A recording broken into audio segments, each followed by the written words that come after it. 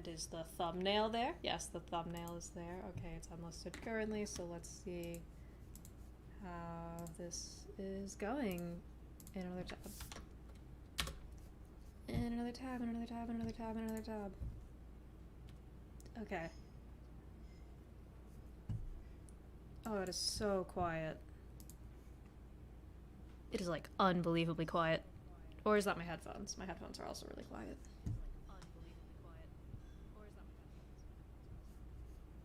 Well, regardless.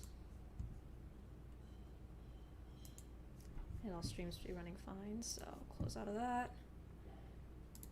Edit. Hey, fucker, let's make you public, okay? God, it has been a long time since I've streamed. Where is my fucking... Ugh.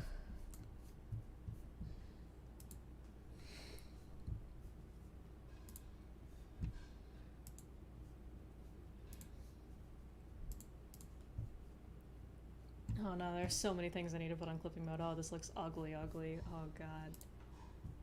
Oh god, it's like ugly, ugly. I'll put you here, and I guess I'll tweet about it.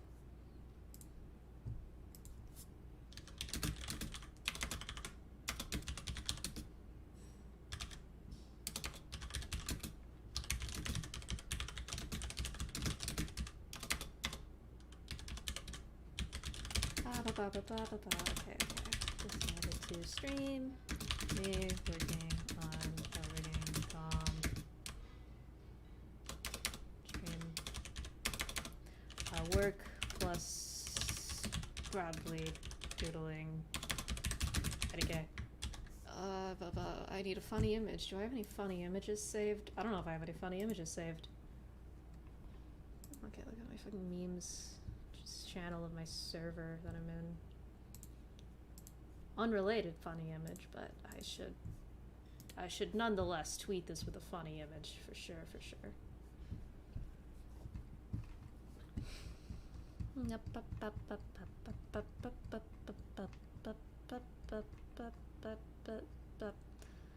I do, generally speaking, love commentating on my actions, so even if no one fucking shows up to watch me work, holy shit.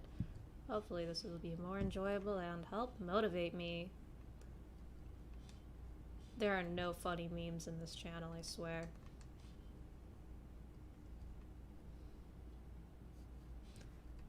I guess there are just no funny people in this server. Huh. Oh, I could send the link in the server too.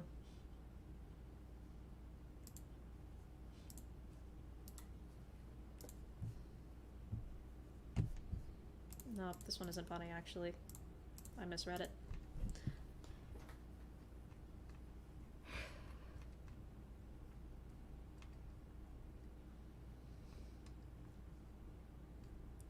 Fucking hell.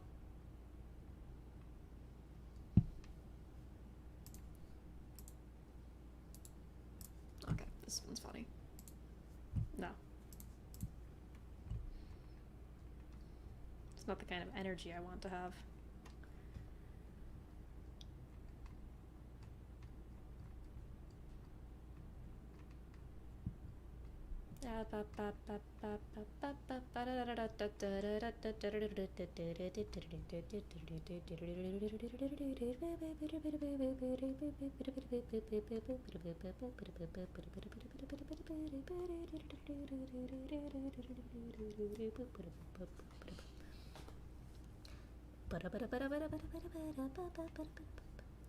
Actually, I should just look for only memes I've sent in this channel instead of fucking searching, generally scrolling up aimlessly.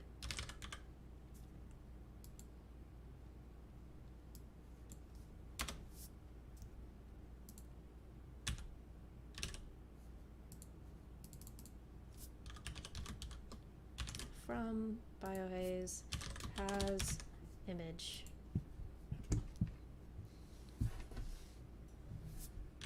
In memes. Because I am the funniest bitch in every server I'm in. So. Wait. Okay.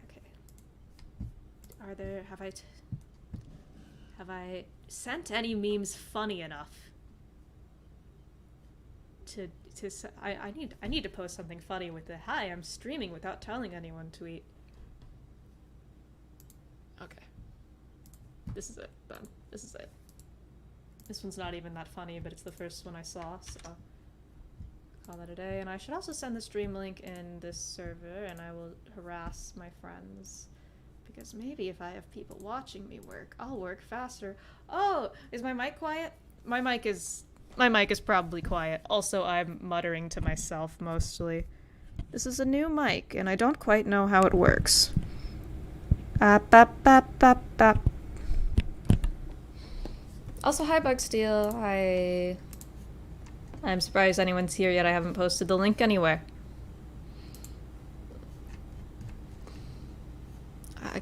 We don't have a promo channel in this server, fuck. I'm a mod here. I can do what I want. Watch me stream so I work faster. Fuck you. I think that's a fairly nice message. If I'm closer to the mic, maybe it'll be better, I don't know. You should let me know if I made it better in any capacity or if it's insufferable. Because, well, I don't have, this is my first time using this mic. So, I don't know how it is. My headphones are also really quiet. Oh, you're subbed, haha. I genuinely forget people are subscribed to me is the thing. Which you'd think that since I've had this channel since I was in middle school, and you think I'd remember that I have subscribers, but no, I do not remember that ever. Okay, God. Let's, alright, now I have to move things physically around on my desk because my things are not arranged in a way that makes working easy. I'm gonna physically lift my monitor. And my mic fell. Lift the monitor, move the monitor. Move the second monitor. Okay.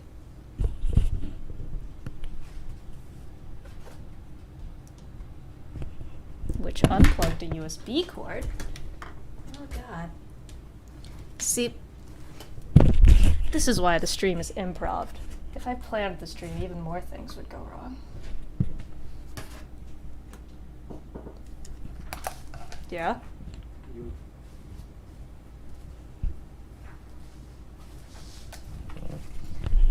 Okay, hang on, I forgot to pull up the chat while I fix this.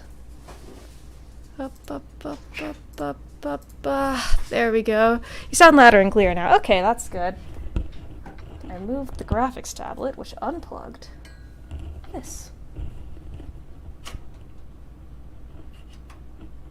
And if replugging it in doesn't work, then I have to restart my computer because that happens with my tablet sometimes. And where did I set the pen? You know, you'd think... So I've streamed on and off for years now, is the thing. It's a fun fact about me. And you'd think after, multiple years, I would realize, hey, maybe I should test my setup before I start a stream. Just as a precautionary, what the fuck is... Precautionary measure, yes, that's the word I'm looking for, measure. But no, I never think to do that. I am truly a fool in men's clothing. What's on the agenda today, man? I lost track of your goings-on since your brand switch. How have you been? Also, by the way, there's a commissioner who commissioned the Clown Girl design you did a while back. Oh, hi. Glad to have a repeat person. Things have been better. For me, changing the way I interact with the internet has done wonders, I should say. Yeah, generally good. Very happy with my brand switch. I do sometimes miss having a bunch of followers who praise me a whole bunch every day. That was fun. I did enjoy the intention very much, but I will say it's a lot better for my mental health to not have 10,000 people watching everything I do. Most of those 10,000 people being 13-year-olds who got mad at me for not putting a space between trans and man when talking about myself once. So yeah, it's been a lot better having less of that in my life. And I think, not that I don't want to have followers again. I do enjoy having a following, but now I know how to cultivate a following who would not yell at me for putting a space between trans and man. Because that was a thing that happened. We live in a society. Well, you live in a society. I live in my dad's basement. Where the fuck did I set my pen? Christ.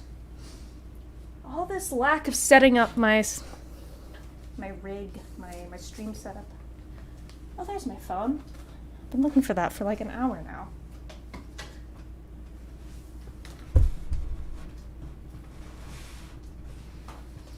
Where is my tablet pen?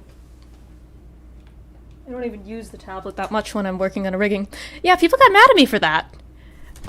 So I forget what I was talking about. I think I was either talking about myself or a character headcanon of some sort, right? Like I did a lot, because I enjoy talking very much so. And then one time, I said trans man, because I'm a trans man, So, that gets talked about sometimes. Also, right now in Live 2D, I just imported the PSD, and I am setting... When you import a PSD into Live 2D, it forgets that your clipping masks exist. And therefore, you have to reset everything that had a clipping mask in your art program to have a clipping mask in Live 2D too. But anyway, like I was saying, and so trans man said it at some point. It might have been the Iruma headcanon post. And I put a space between trans and man, because I don't know, that's what I do. I personally think it looks better. But then someone was like, how dare you? By putting a space between trans and man, you are alienating trans men by implying that they are, that trans man is a separate noun from man. How dare you? The proper term is trans man. No, I forgot to put a space. Excuse me. I said trans man is one word. And someone was like, how dare you not put a space in there, implying that trans is an adjective and man is the noun. By not having a space, you are literally saying trans men are a separate thing. And I was like, okay, you're not a person I can, have a conversation with. It was some anon, I don't know. That shit used to happen to me on the daily. Now, it doesn't happen at all, because I don't really talk online that much. I don't even know the last time I answered an ask. I don't even know the last time I got an ask. I mean, I still talk to people on Discord, because I love talking, and frankly, I never shut up ever. But, not having that has been good for me. Also, I feel like I got better at art the second I changed my, branding, accounts. Why are there 2 head layers? Why did I make 2 of them? Yeah, the ones I used to have were awful, awful in general, really bad for my mental health. So it's been nice not to have that, but also I, lost my chains when I made a new account.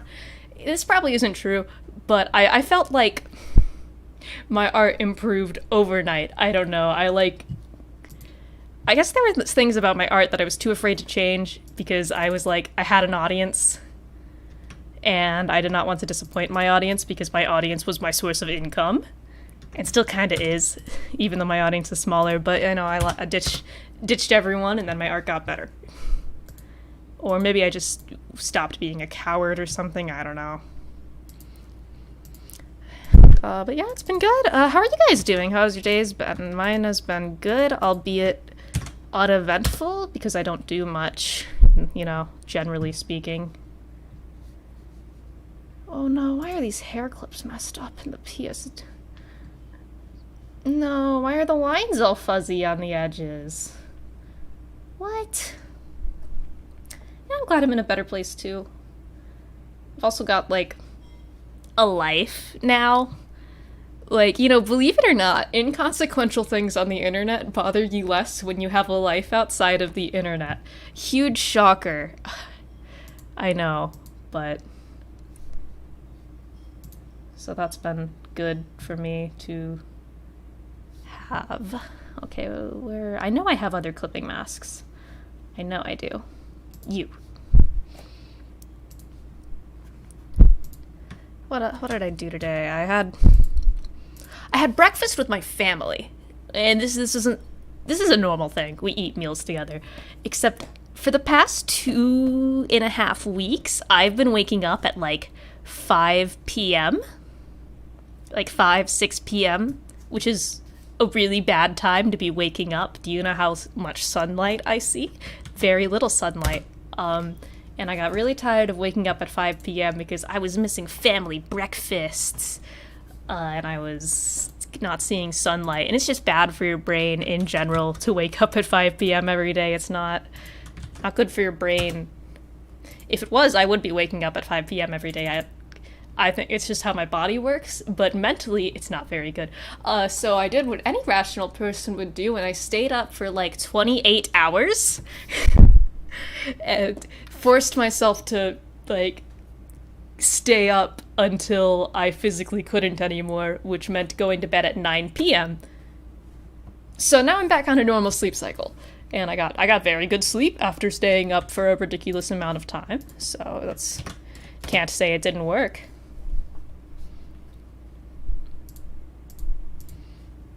But sure was it 2 weeks. It happens to me all the time for like years. I think since my sophomore year of high school, I've been like going nocturnal whenever I don't have something tying me to the day. So in like, it was the junior the summer after my sophomore year, I think. I was either that or the summer before my sophomore year, one of the two. As soon as I didn't have school tying me to like staying awake during the day, I became nocturnal, and since then it happened every summer, and then after I graduated, it happens all the time. Because I don't have anything tying me to the mortal schedule of the day. I am my own boss, and I make my own hours, and my work is online, and my IRL friend who I hang out with the most works a night shift, so I have, like, nothing tying me to being awake during the day. I do enjoy being awake during the day more. I like seeing the sun. But I hate going to bed early, and I hate waking up early, so I always end up nocturnal. Anyway, let me read. I haven't been ignoring chat, I've just been talking too much. I've practically wasted my whole day, lol. I'm in college now, and I'm kind of being on my hermit BS right now. I cannot criticize being on hermit bullshit. I'm a little bit agoraphobic, and I don't go outside that much. Do I have anything else? You know, from the looks of it, I don't think I have anything else that needs to be set to a clipping mask. So let's start grouping things into deformers. One time I stayed up for almost 2 days too, and it was like they turned motion blur on my brain. Yesterday when I was staying up for 28 hours, so I have to take vitamins because I am a prime example of poor health. So vitamins are a requirement. I take iron, vitamin D, and I should probably be taking more things. And I took my iron like I do. They're in the form of these little gummies. It's got a cap that screws, and I unscrewed the cap, took my iron, and then I went to go put the cap back on. But I was also drinking an energy drink. I was drinking a Blue Ice G Fuel like I do sometimes. And I went to screw my vitamin lid back onto my G Fuel. So that's where I was at yesterday. So that was to say, really good. Totally not tired. Functioning at 100%. And, you know. Okay, so I will just fix the edges on this hair clip later, because you can replace, like, if you import a new PSD, you can replace layers, even if it's, like, the same. I don't know. If you're familiar with Live2D, you know what I'm talking about, and if you're not familiar with Live2D, you can kiss my ass, because I don't know how to explain that one in words. Why is everything opening up on my second monitor?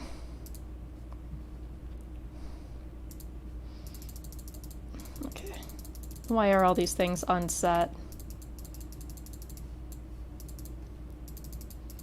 So now I have to...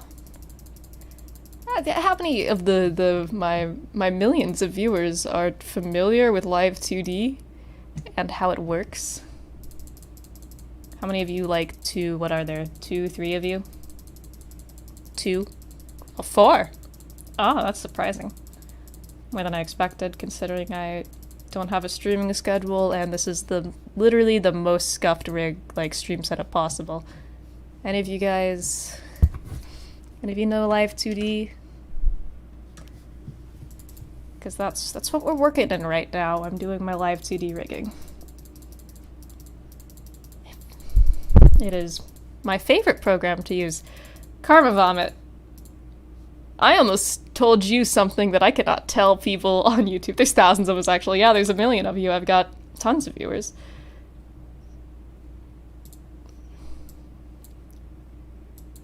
I've got tons of viewers, and and all of them are familiar with Live 2D. No, but it looks hard. I guess. I feel like Live 2D is not as hard as it looks.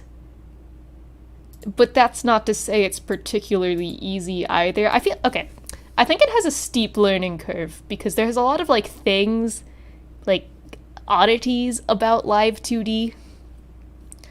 But once you know what you're doing in Live 2D, I think it's so fun. It is maybe my favorite program ever. Okay. I don't know how it works, but I like listening to these funky words I don't understand. I like your funky words, Magic Man. Anyway, I was putting everything on a texture atlas, which is basically... So it's modeling, but with 2D images, you know? And just like with 3D modeling, you need to have your textures. So that was all the textures, and now I'm about to generate all the meshes. Boop. Look at this fucking nightmare. Okay, now that I have all my meshes made, I'm gonna start, like I said, grouping things into deformers. Based off of just what parts of the model they are, so... I'm gonna just select everything that is on the head right now. Which should be all this. This includes the neck, though, which it should not. Okay. Just make a general head deformer. I like how your persona does a little hop every time you speak. That's the opposite of scuffed. I guess it's scuffed by my standards, because I watch VTubers, and the VTubers I like have really cool overlays. And once I make my model, I'm going to have a very cool overlay. You guys don't understand how hard I plan on going on, like, VTubing, because I'm gonna have a model, and I'm gonna have so much stuff. I'm not gonna spoil all the stuff I have. You guys just have to wait until I have it all and then do a debut stream. So this is just our general head. So no head.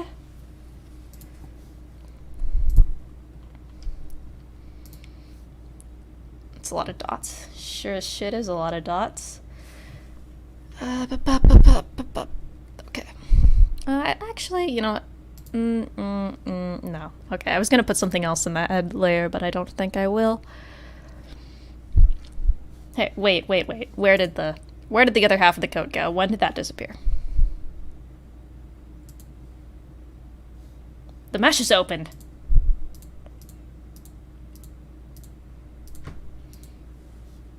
When did the mesh open?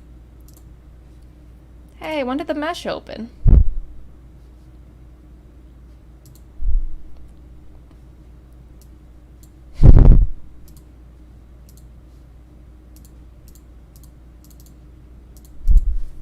Hey, when did that happen? What? Why can't I edit it? I'm gonna cry. Okay. So just kill me then. I see how it is. Live 2D wants me to die. I wanted to get into VTubing, but it all sounds so complicated. It is, and yet it isn't. I guess to put it in a nice way, it only has to be as complicated as you want it to be. Technically, all you need is just the shit I have going on here. That'd be a PNG tuber, but it's the same thing. You can Learn to make a model, have someone else make it for you.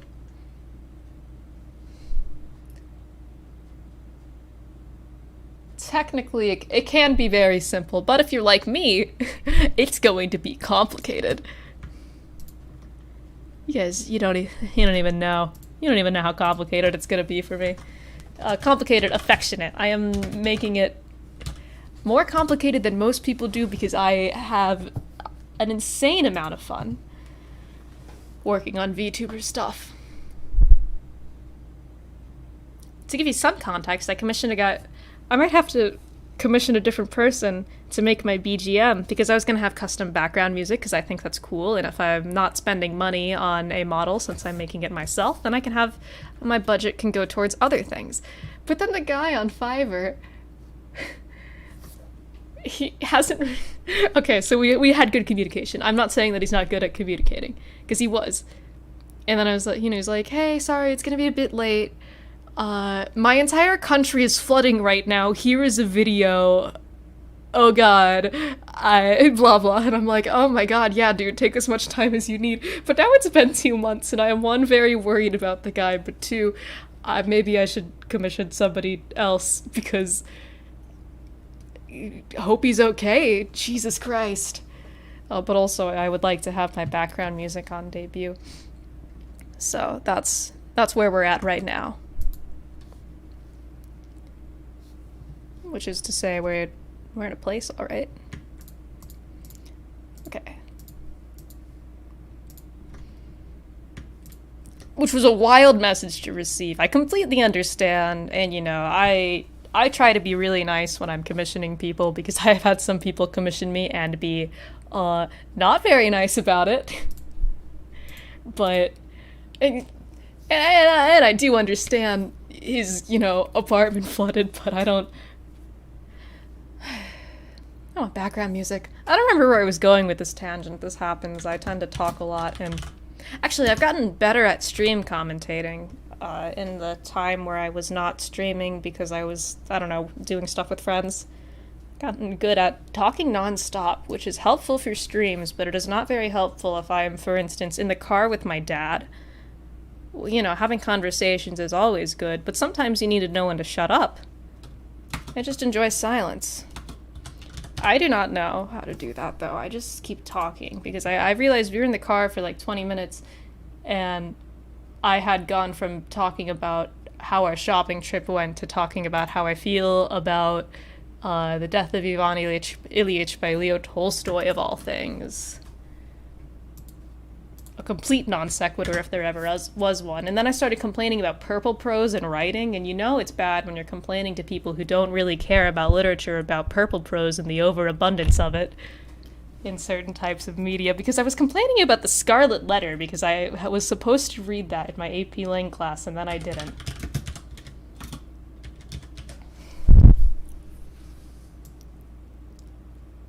Because I don't like the Scarlet Letter. I think it is a thoroughly miserable read, writing style-wise. And if you like it, good for you, but I do not. Purple prose?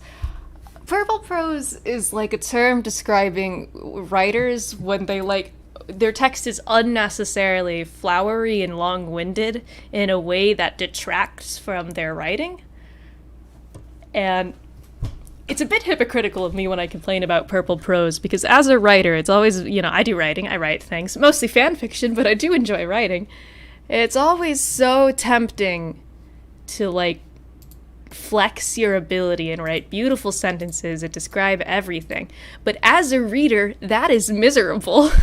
Unless you're there are some scenes where flowery writing and long-windedness has its place and is very interesting, But not every scene, I could best describe it as, Les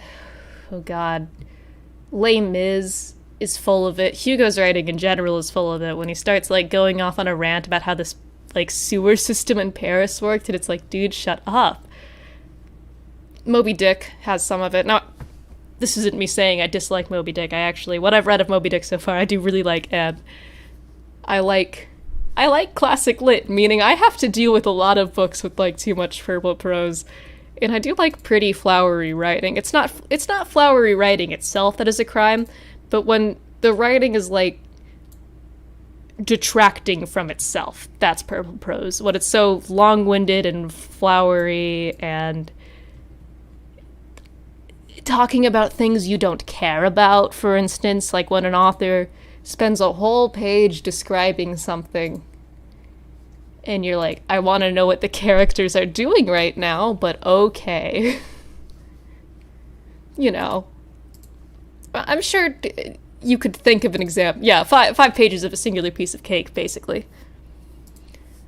And I found The Scarlet Letter to be full of purple prose, well, at least in my the opinion of me in my junior year of high school. Take that with a grain of salt.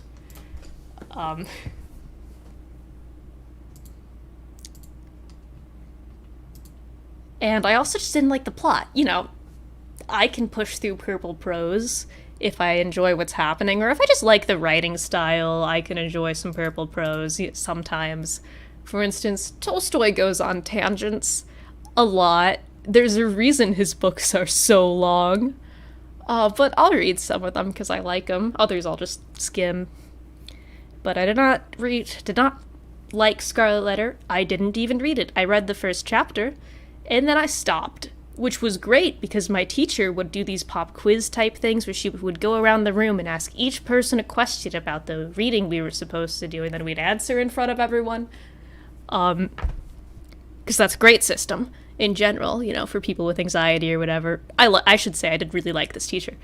But then she'd get to me and she'd go, Biohaze. Blah, blah, blah, blah, blah, blah. What had happened character? And then I would go, I'm gonna be real. I haven't touched the book since you gave it to us. And she was always immeasurably disappointed. But, like, maybe she should have assigned a better reading. Because I do enjoy reading. And it's not even that I dislike long books. War and Peace is my favorite book. But, you know. Okay. Yeah, what piece of hair? Okay. Alright, that's all the back hair. Back hair. The grouping of model parts is my least favorite part of rigging. I think it's a bit boring to just group everything together. I tried to start this model last night, and I was not doing well because, as you know, if you were here earlier or paying attention, or, you know, as you all know, assuming those two sentences apply to you, which they better, you'd know that I was awake for like 28 hours. So, you know, not the ideal conditions to be starting to rig a model. Reading is fun and interesting. When it gets boring, it drains all enjoyment from it. Exactly.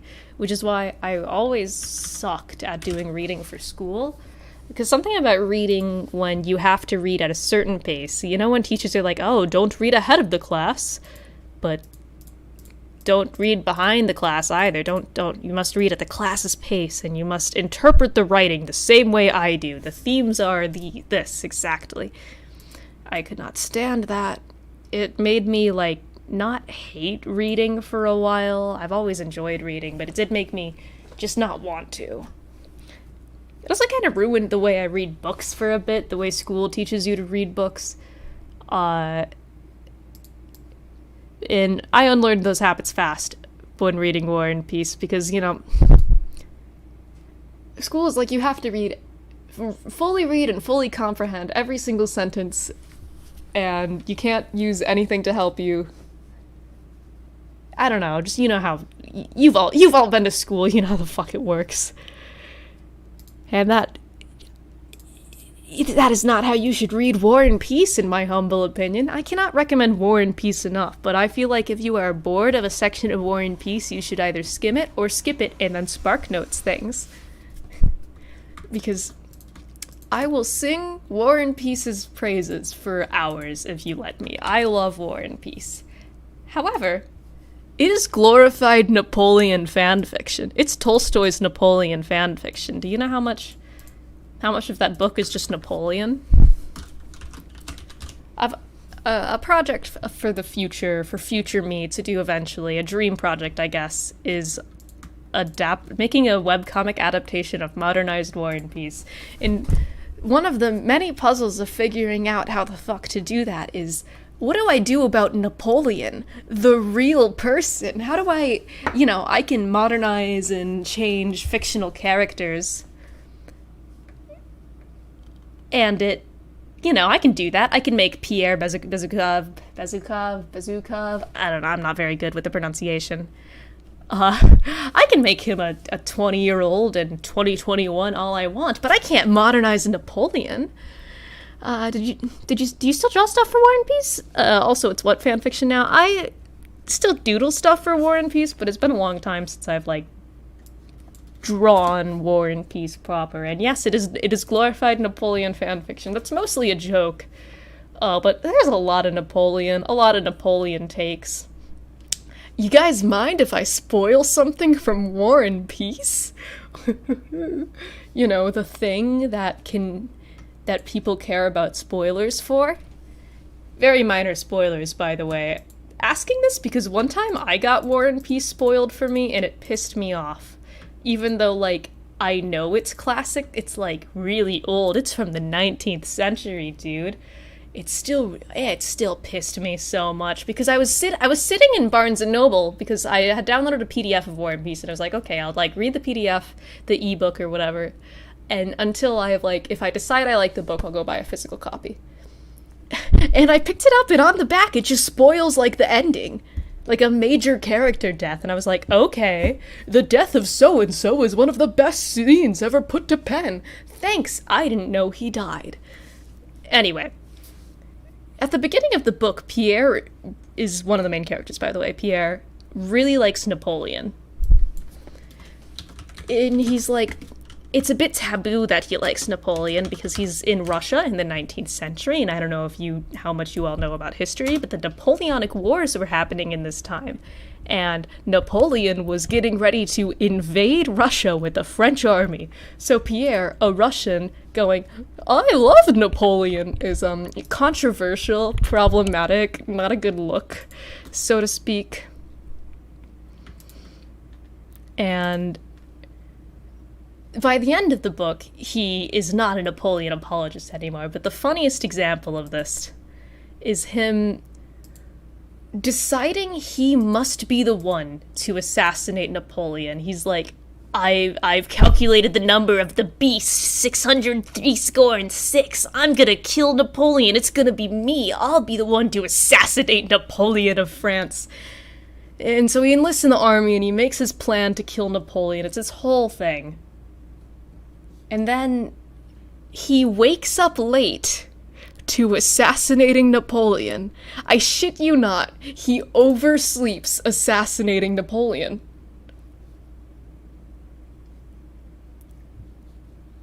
He, was going to. Just, he had a whole plan. He had this exact time he needed to wake up to kill Napoleon, and he overslept. He woke up too late to killing Napoleon. He was like, oh my god, I missed my chance to kill Napoleon because I slept too long, which is me-core. That's something I would do. But also literally the funniest thing ever, in my humble opinion. I think one of the funniest scenes in classic lit is Pierre waking up too late to assassinate Napoleon. Yeah, he slept in! Top 10 reasons why I kin Pierre from War and Peace. I feel it's very me-core to decide you're gonna do something important and history-altering and then sleep too much. He was just a little too sleepy. A bag, group this together.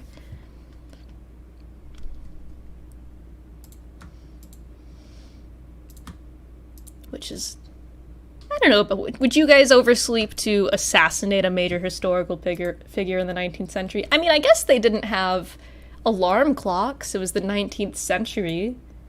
You can't, turn on your phone and set it to wake me up at 6 a.m. with my assassinate Napoleon alarm. Hey Siri, set an alarm for 6:30 a.m. I need to assassinate Napoleon. Our poor little Meow Meow was too tired for assassination. I mean, He is a poor little meow meow. He's my poor little meow meow. I love Pierre. I think Pierre is such a good character. He's so miserable and awkward and endearing. There's this scene where one of the other characters, Boris, has to go upstairs to go get Pierre from his room. And this is in the beginning of the book, near the beginning. So Pierre still likes Napoleon at this point.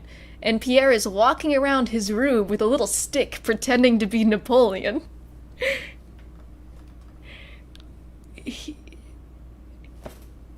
Like LARPing as Napoleon, and then Boris walks in and is like, "Hey Pierre, they need you downstairs. And what are you doing, buddy?" Hilarious. I couldn't write something funnier if I wanted. Never let them convince you that classic lit isn't and can't be funny. Classic lit is so funny. Okay, is this all coat stuff? Alright.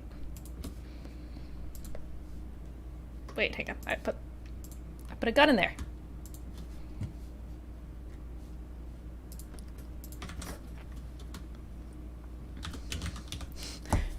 Yeah, from LARPingism. I mean, I guess an important thing is Pierre is very rich. I mean, a lot of the money wasn't his at the beginning, but he was very much wealthy. And he was sent off for schooling in France for, like, high school age education, maybe some younger, too. A bit foggy. It's been a bit since I've reread War and Peace, because it's long. Which is why he's like, oh, Napoleon, because he was educated in France. But, you know, still a bit taboo to be at a dinner party and then go, I like Napoleon, at a table of your fellow Russian men who are shit-talking Napoleon because he's about to invade your country. I don't think that's a very good look.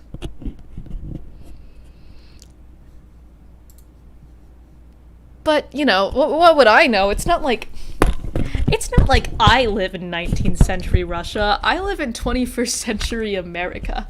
So I can only speak so much to the societal taboos of which Pierre was committing or whatever.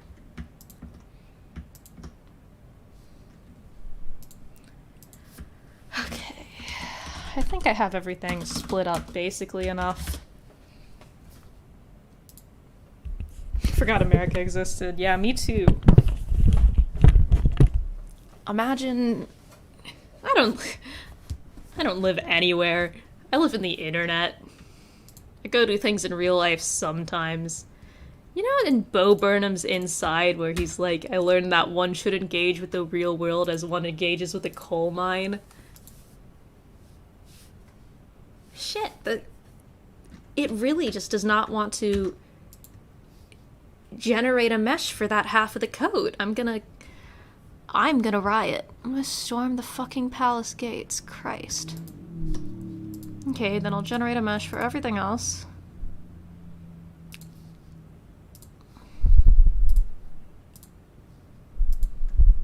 There we go. Now it wants to. Every time I see you hop when you talk, I expect you to hop on my phone and attack me with those scissors. I'm going to. I will attack you with the scissors. Don't test me. Bio starts a revolution of his own. Fuck yeah. I am the revolution. And you should fear me. Okay, hang on, I should close... Not close, what's the word I'm looking for? Hide the gun. Nope, that is the entire model, never mind. Yeah, hide that arms. And hide you too. I do not need to be looking at you. POV, Biohaze hops out of your screen and kills you. I'm gonna fucking get you. Okay, so now we have everything. Well, basically everything.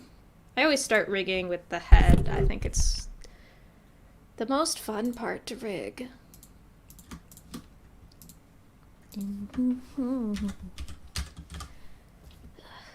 Should put a BGM or something with copyright-free music. Copyright-free BGM. I used to play copyrighted music on stream, but if I plan on starting an actual VTubing career in air quotes, you can't see me doing air quotes right now, but I am, then I should probably get in the habit of not playing copyrighted music on stream, because that's a thing that matters now. Copyright. Can you believe how fucking internet, the deterioration of the internet. Copyright used to be meaningless here. Now it rules us too.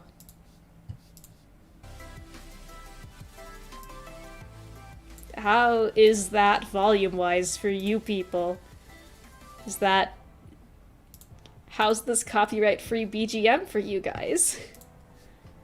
How are we feeling? Okay, I should make a general face. 1, 2... Face? What the fuck is the word? Yeah. Wait, why are the brows in the same as the eyes? That's not very good. You don't hear it at all, okay. Well. Guess it's too quiet then, huh? If you don't hear it, then it must be too quiet. Or something is wrong for you specifically, Karma. How about that? How about it? Okay, we'll put the brows in a separate thing. Can I put this here? Can I put my mic here? Does this... This is, This is where the mic is going. Did that make me louder? Now OBS says I'm in the red now.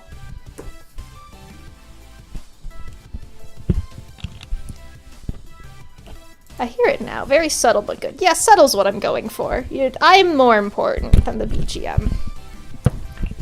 You are here to listen to me talk and watch me work, not listen to copyright-free music.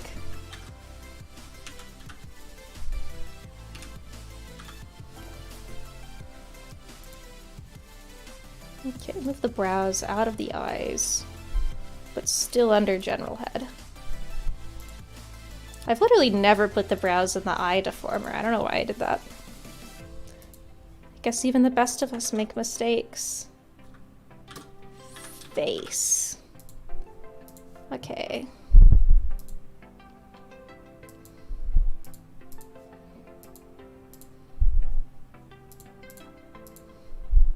Most important, I'm here to watch. Fuck you. Most important, I am here to entertain. Also, I've never listened to this copyright-free BGM playlist. It is just the first thing that, like, shows up as a playlist.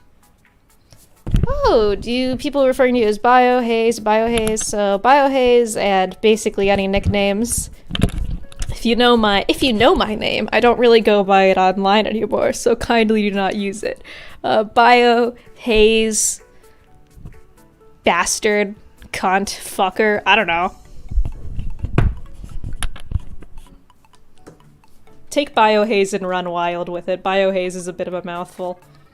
Though I say it out loud every time when referring to myself, so surely you can do it too. I am here to be entertained. Yeah, this kind of slaps, though. Copyright-free BGM going kind of hard, not gonna lie. I can't wait until I have my model and you can get the face tracking. I think it looks good. You will be able to see me.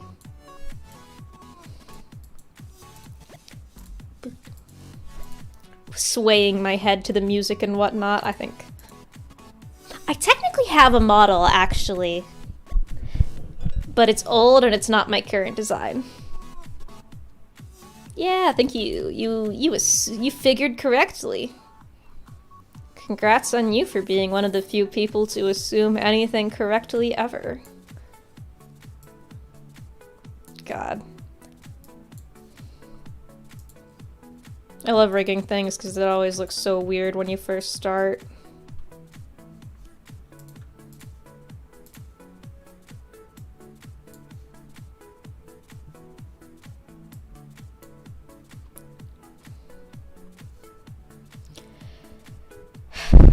It's always at first a very weird in-between stage where everything looks like just stretched.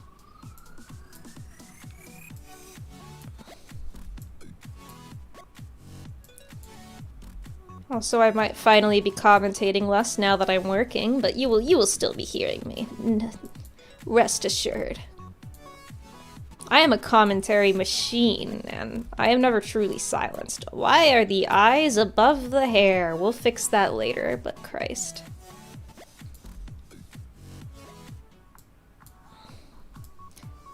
Oop. Any recent medias I've been into? God, what have I been into? So I watched Skate while it was airing, and then I never watched the final episode, and I still haven't watched it, but I did like Skate. I've been watching Tokyo Revengers. I am very behind, and apparently it dipped in quality according to a friend, so maybe I might drop it if I get to the episodes where the dip happens and disagree with the consensus that it dipped. I don't know, I've spending like most of my time in Danganronpa killing game roleplays. Yeah, Skate with the 8. Skate the Infinity. So, I am my own media. My friends and I are our own media with our little Danganronpa killing game roleplay. That's what's been living rent-free in my mind lately.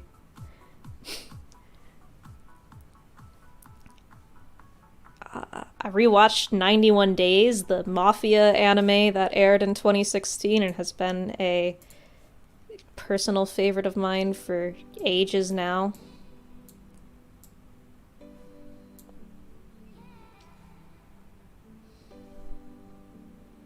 It sure is something, you know, a little bit of time travel, handshake, shenanigans, a little bit of bikers, a little bit of bikers in my life, a little bit of gang violence by my side. A little bit of time travel in my life, you know.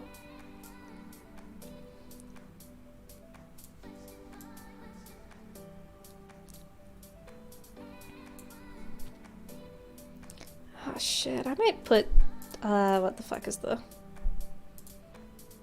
these, where, these parts of the hair in a, why do you have something up here? Okay, I guess I merged layers on accident. Whatever, we'll roll with it. I'm gonna put these in their own thing, actually. And we will call it mid-hair, not because it's mid-tier, but because it is in the middle layer-wise. Wise. The word wise is like, lives differently in my mind now. Have you guys seen the new Vsauce video? Because it's a good video. It's Vsauce, of course it's a good video. But among other things, he keeps saying the like phrase chair-wise. These molecules are arranged chair-wise, and it's living rent free in my mind. I gotta fucking cough. Hang on, I'll mute real quick to do that.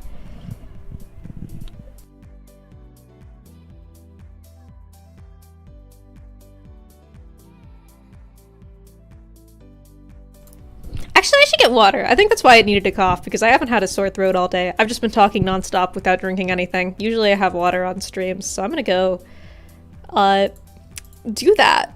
Who is Vsauce? Who is Vsauce? Oh shit, also, celery. Mikoto icon. Nice taste. Sell. Okay, I'm gonna get water and then I'll be right back, and you don't know who Vsauce is, I guess, so that's the first thing I'll explain. In the event a new person joins chat and says hi, you guys tell them that I'm dead.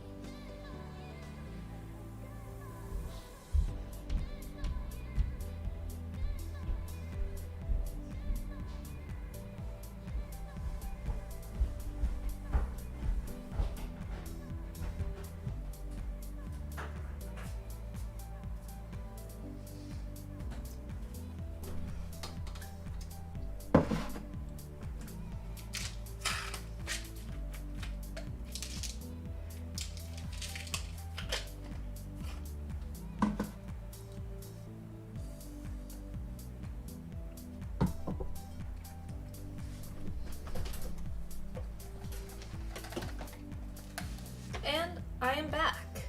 I really should have gotten my vitamin D while I was upstairs, but I digress. There is a bathroom in the basement that I can get water from, but it tastes bad. The sink water tastes better than, like, the kitchen sink water. Don't ever let anyone tell you that there's, like, no difference between waters. That person is, like, lying to you. They're lying. People who say that all water is the same. They're either lying to themselves or lying to you. And as we all know, I hate lying. Okay, now, sink water doesn't taste better. I think filtered water, bottled water, is the superior water.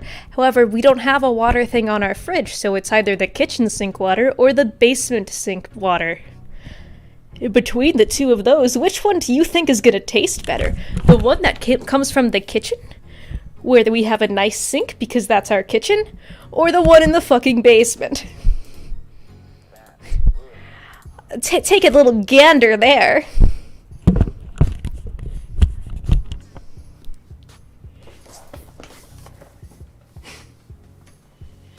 And I bet you will agree with me. Basement water. Well, you're wrong. Your opinion is wrong and you should feel bad.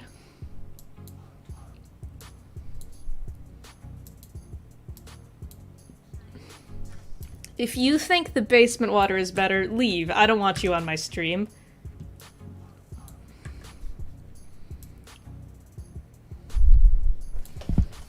No one wants you here if you think the basement water is better. OMG, YouTube monkey emoji? Yeah, there's a YouTube monkey emoji. Did you not know? Monkey. Brass monkey, monkey. That funky monkey. YouTube monkey, junkie. That funky monkey. You know. Monkey. Reject humanity and return to monkey. You don't know he existed? He's the, like, thing that shows up when you get a YouTube error page and they're like, whoopsie doodle, the sauce turgled wrong and everything. You know how error pages are on websites nowadays? Nowadays makes me sound so old. I'm not, like, 80, but you know. You know the way error pages are. They're like, whoopsie doodle, the site went splat. Bungo! Anyway, when YouTube does that, there's monkeys. And they're like, our monkeys are fixing it. Annoying. I think it's cringe when websites do that. I think websites should just go, sorry, something is wrong. An error has occurred. You know, hit me with that 404. And if you're gonna make a joke, it should be something other than the like, oh, the magical elves of the internet have decided to fuck your mom and kill your dad. I just hate error pages. I think Discord is the worst at this out of all the like current big website media, social, what app? It has a browser version, so I don't know if I'd say app, but you know, Discords are awful. Discord's like, uh-oh, the Bingus Turgold and the wizards of the internet have killed you. I hate it.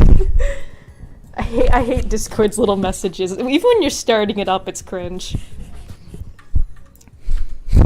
Discord voice consulting the Council of Elves to start up your messenger app.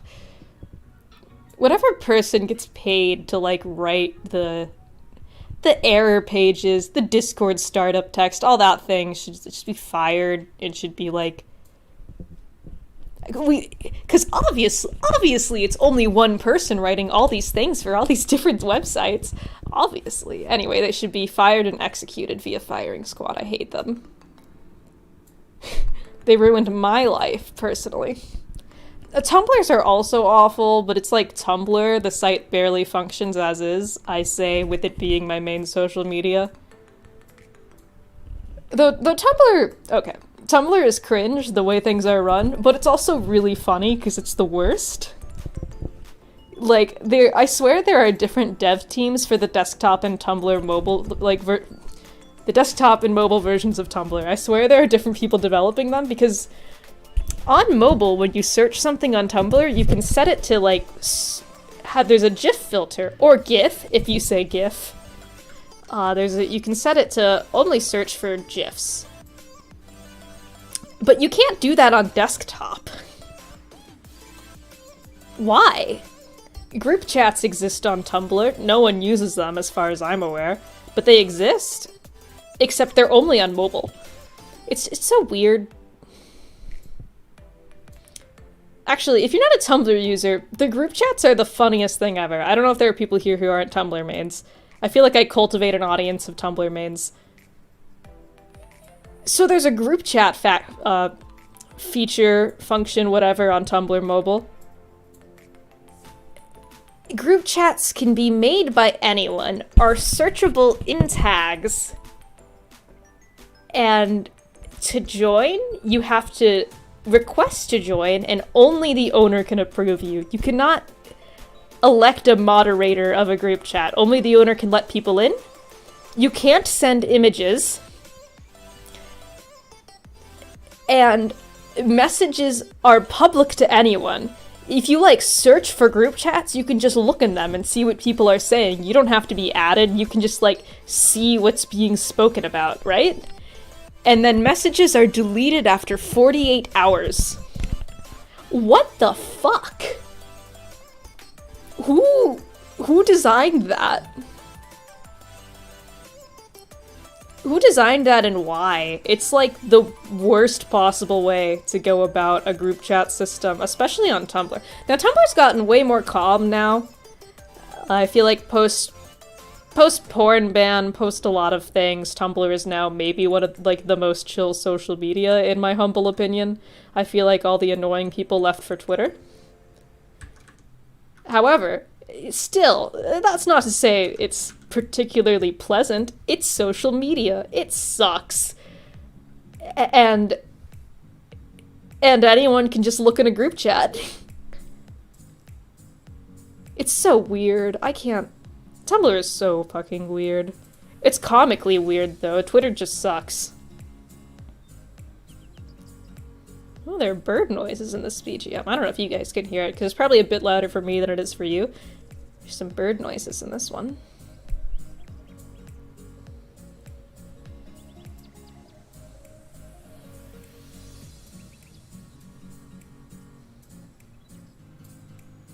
Ha-ba-ba.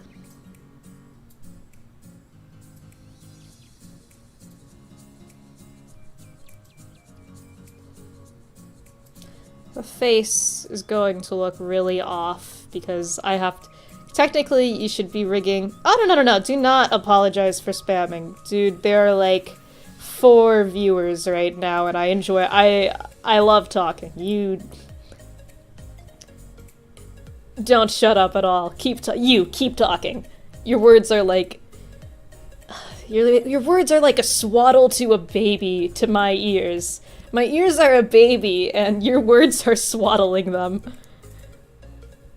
Christ, this looks bad. The head shape. I'm not a fan of this head shape, gotta admit.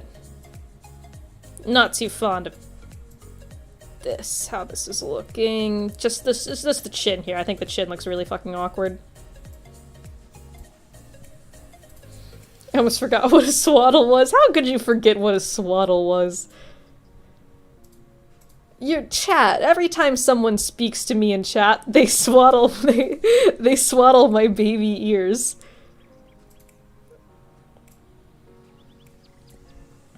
You are to biohaze as a swaddle is... I mean, I think the face looks fine art-wise. Rigging-wise, this looks awkward as fuck because I need to, like, hand adjust each element of it, but that's too much work to do until I've, like, fine-tuned the head movement. But I'm also, like, really picky about live 2D rigging. I'm almost a snob about it.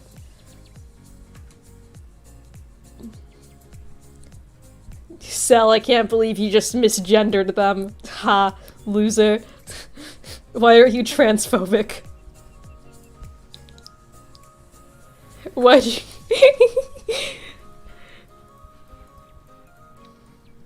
Oh, thank you! I feel like I've really improved a lot in the past year or so, so glad you like the art.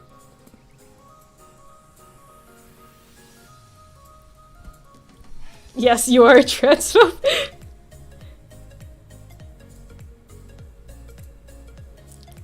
Along with a homophobe, I dislike gay people. God, me too. I hate gay people so much. Okay, I'm gonna fucking hand do this a bit. This is really bugging me.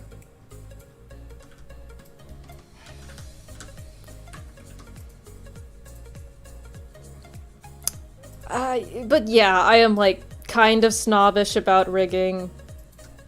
Just a little bit. Just a little bit snobbish about live 2D rigging. And I don't think I'm the best person to rig since sliced bread or anything, but sometimes if a VTuber has bad rigging, I cannot watch them. So, that's maybe a bit snobbish of me, but in my defense, maybe you should have gotten good rigging. So,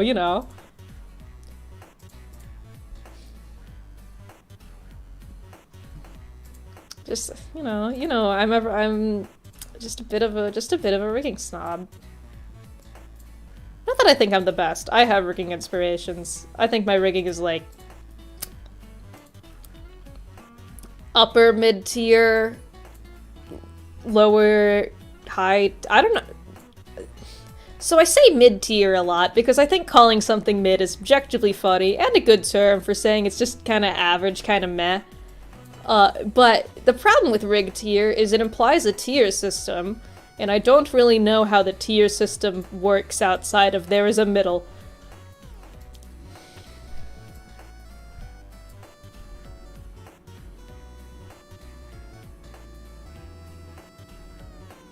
Yeah, I think getting a little obsessed with small details is completely fine so long as you don't, make yourself go crazy. I say as someone who drives himself crazy with shit, but you know.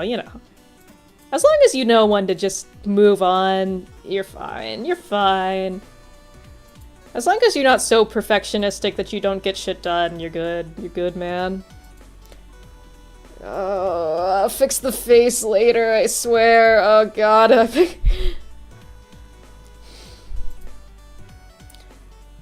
And then there's some VTubers who I think have such cool designs and model art that, like, almost makes me want to rig their shit for free if they have bad rigging. Because I won't name any specifics, mostly because I can't think of a specific example off the top of my head except for one member of Niji Sanji, who have, like, cool model, cool design, and then they move like a PowerPoint presentation.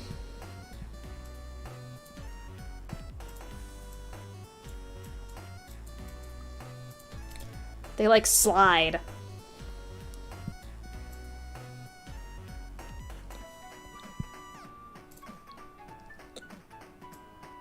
Something I see sometimes, too, are, like, models that can look up and down just fine, and there's very, it has the illusion of depth, pretty good rigging on the up-down movements or whatever, but then they can't turn their head. I can't make the cat noise. I usually can make it. I don't know why I'm having trouble making the sound. I am having difficulty tonight on this fine day of September. Oh god, it's fucking September. What was I even saying? Oh, yeah, there are multiple VTubers where sometimes I'm like, if I could financially afford to offer my services for free, there are people who I would, like, harass. And be like, hey, hey, let me do your rigging, hey, please, I can't watch you, your rigging is bad. But I'm also, like, insane. I can't watch, like, shows if I think the art looks bad, like anime and stuff. If I don't like the art style, I physically cannot watch it. Which is why getting into anything that's like 3D animation is hard for me, because I'm not a 3D animation person. The Dear Evan Hansen movie.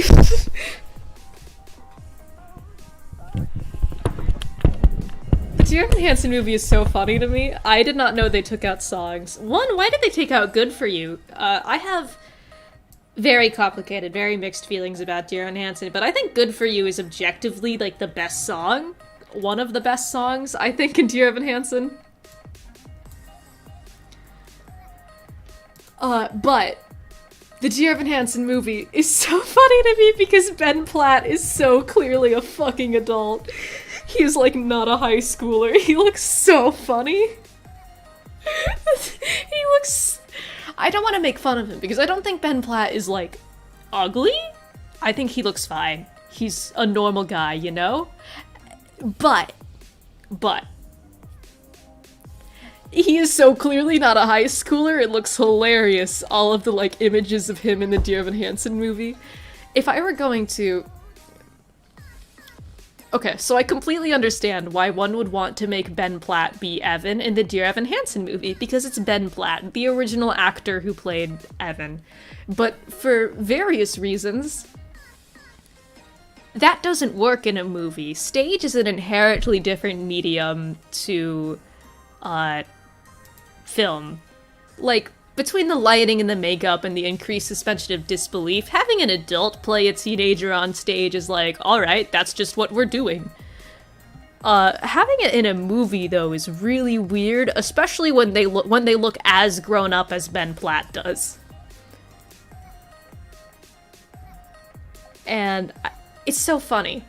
If I were the one in charge of doing like a film adaptation of Dear Evan Hansen, which I definitely should be, I have a ton of experience in directing anything at all. You know, me, renowned film director. Director of films, me. Sorry, I completely lost my train of thought there. I would either cast a teenager who is talented as, like, Evan, or maybe, like, a 20-year-old, like, someone who at least looks sort of young, not, like, a grown-ass man. Or I would keep Ben Platt, and then just change it slightly to be, like, in college, which is weird. It's a bit weird to do, but, like, it's weirder to make a Dear Evan Hansen movie, in my humble opinion. Like, hot take, if you're adapting a Broadway film, a Broadway musical to film, stop. As soon as you think, maybe I should make a film version of this musical, you've already made a bad decision. Just make professionally recorded versions of the stage thing, like falsettos. Normalize doing that instead of Rent and Dear Evan Hansen. I don't even like the Sweeney Todd movie. I just think we should have pro shoots of musicals instead of having the Dear Evan Hansen movie.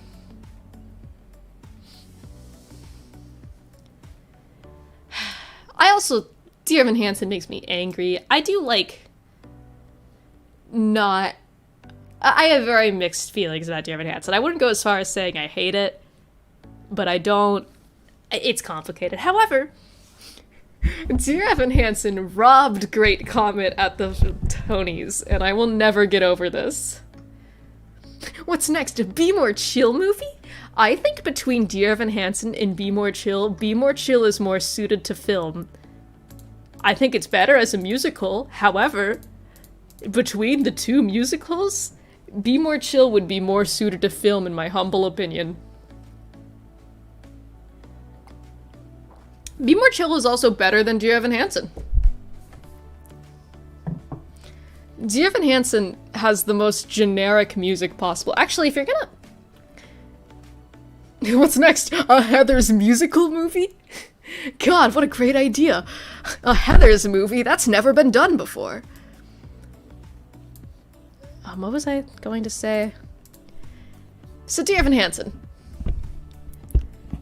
a better musical that I think has the same director and like creators or like a bunch of similar like the same people working on it is Next to Normal. Next to Normal is everything Dear Evan Hansen could have been and should have been, and it's older than Dear Evan Hansen, and Dear Evan Hansen takes a lot of plot notes from Next to Normal. I'm not necessarily saying Dear Evan Hansen stole things from Next to Normal, I'm just saying it's worse than Next to Normal. If you've never listened to Next to Normal, it's very good. It's very good, almost sung through. Hey, we haven't evolved past the need for Be More Chill. I think Be More Chill is still fun. I mean, I don't know what's happening to Be More Chill on Broadway, but I think it's still a fun piece of media.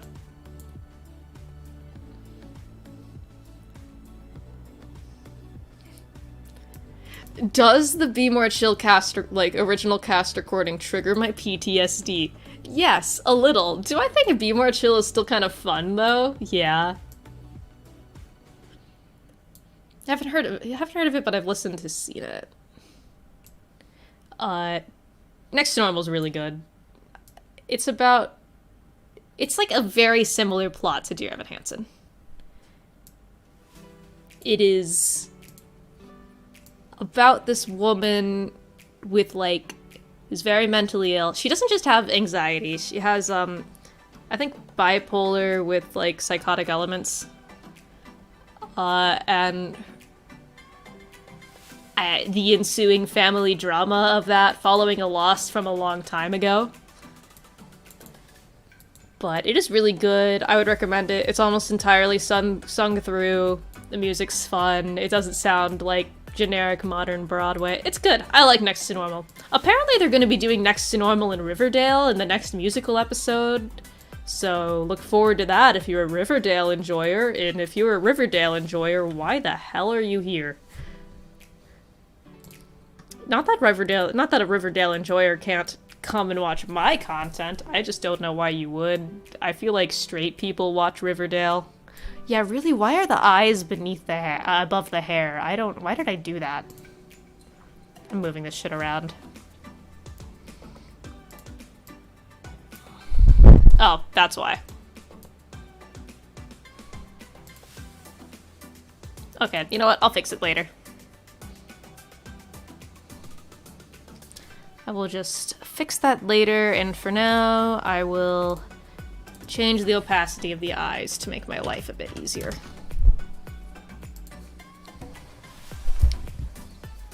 Riverdale's so weird. I hear things about Riverdale, and I'm like, hey, what the fuck is happening in Riverdale? They're like, oh, Archie wrestled a bear, and there's the cannibal cult, and the teenage strip scene. Whatever the fuck is happening in Riverdale.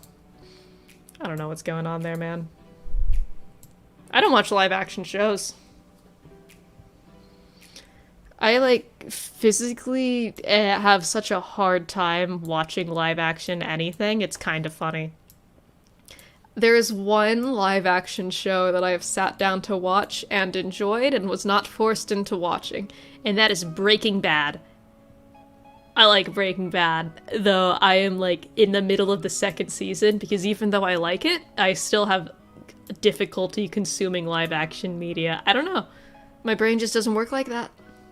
It's why, here's the thing, I have never understood why people, like, stan YouTubers. Like, I watch YouTube videos, but I have never once understood the appeal of, like, oh, I obsessed with this content creator, I'm a Markiplier fan. I've never understood that. I just watch people and go, content. But, you know, I'll admit, standing a YouTuber is, like, a thing. But I've never, like, become obsessed with a YouTuber at any point in my life because I just don't understand. I don't know, I look at real people and I feel nothing. Real people in videos. I see real people in real life and I can connect with them fully, but for some reason, like, video content of real people, my brain just does not connect with. It's something autism. I don't know, man. Something's wrong with me. And I never understood the appeal of, like, standing a YouTuber. Until I got into VTubers, and suddenly, instead of real people, I was looking at anime people, and I was like, oh! I understand now.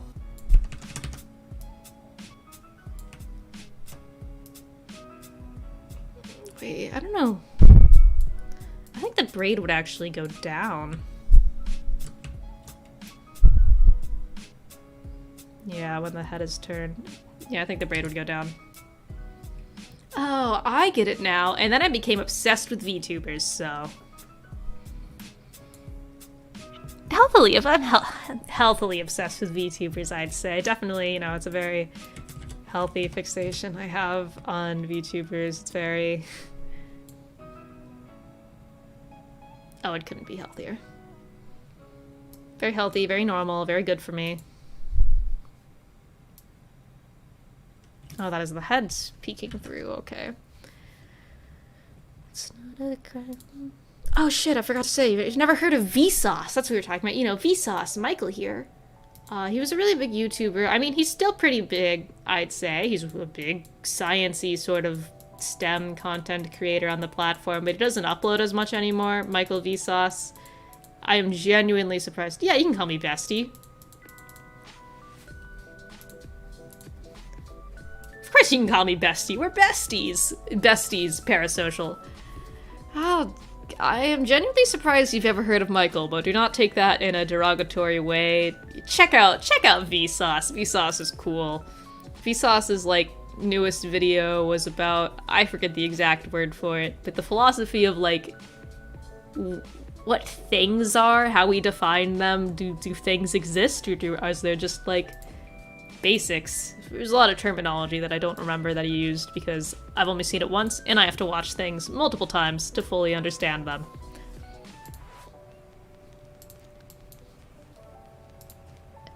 And I don't know, I also just love watching things over and over again. He wasn't allowed to watch YouTube fully until a year and a half ago. I mean, that's objectively good. I think unrestricted internet access gave me, like, brain damage. However, still odd to me personally as someone who has been terminally online my whole life. Still a bit, wow, really, huh? You can just do that? You can just not watch YouTube fully? I mean, I guess there are some things like parents would say, hey, don't watch that. Maybe be like, hey, don't watch that! And then I would go, okay. And then I would watch it in secret. No, the real point where my, like, ability to relate to people, like, was not when it, you know, we found out I'm, like, autistic or whatever. It was actually when I realized that I could make myself an email and then put that email in as my parents' email on websites. When I found out that I could, like, sign up for Club Penguin without actually asking for my parents' permission, that's when I received permanent damage to my brain.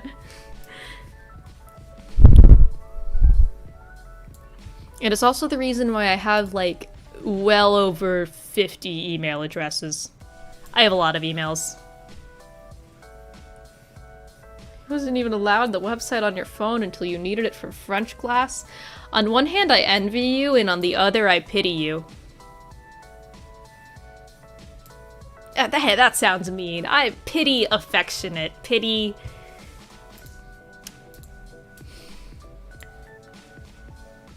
On one hand, I feel like my life, there are parts of my life that would have been borderline unlivable without, like, unrestricted internet access. I think, you know, net neg or whatever for me as a person, but it is interesting, the internet. However, I feel like I also have, like, permanent brain damage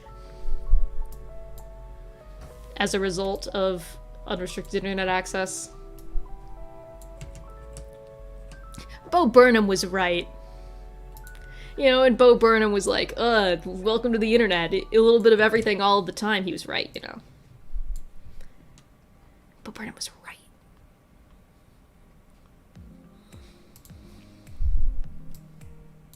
Oh, oops.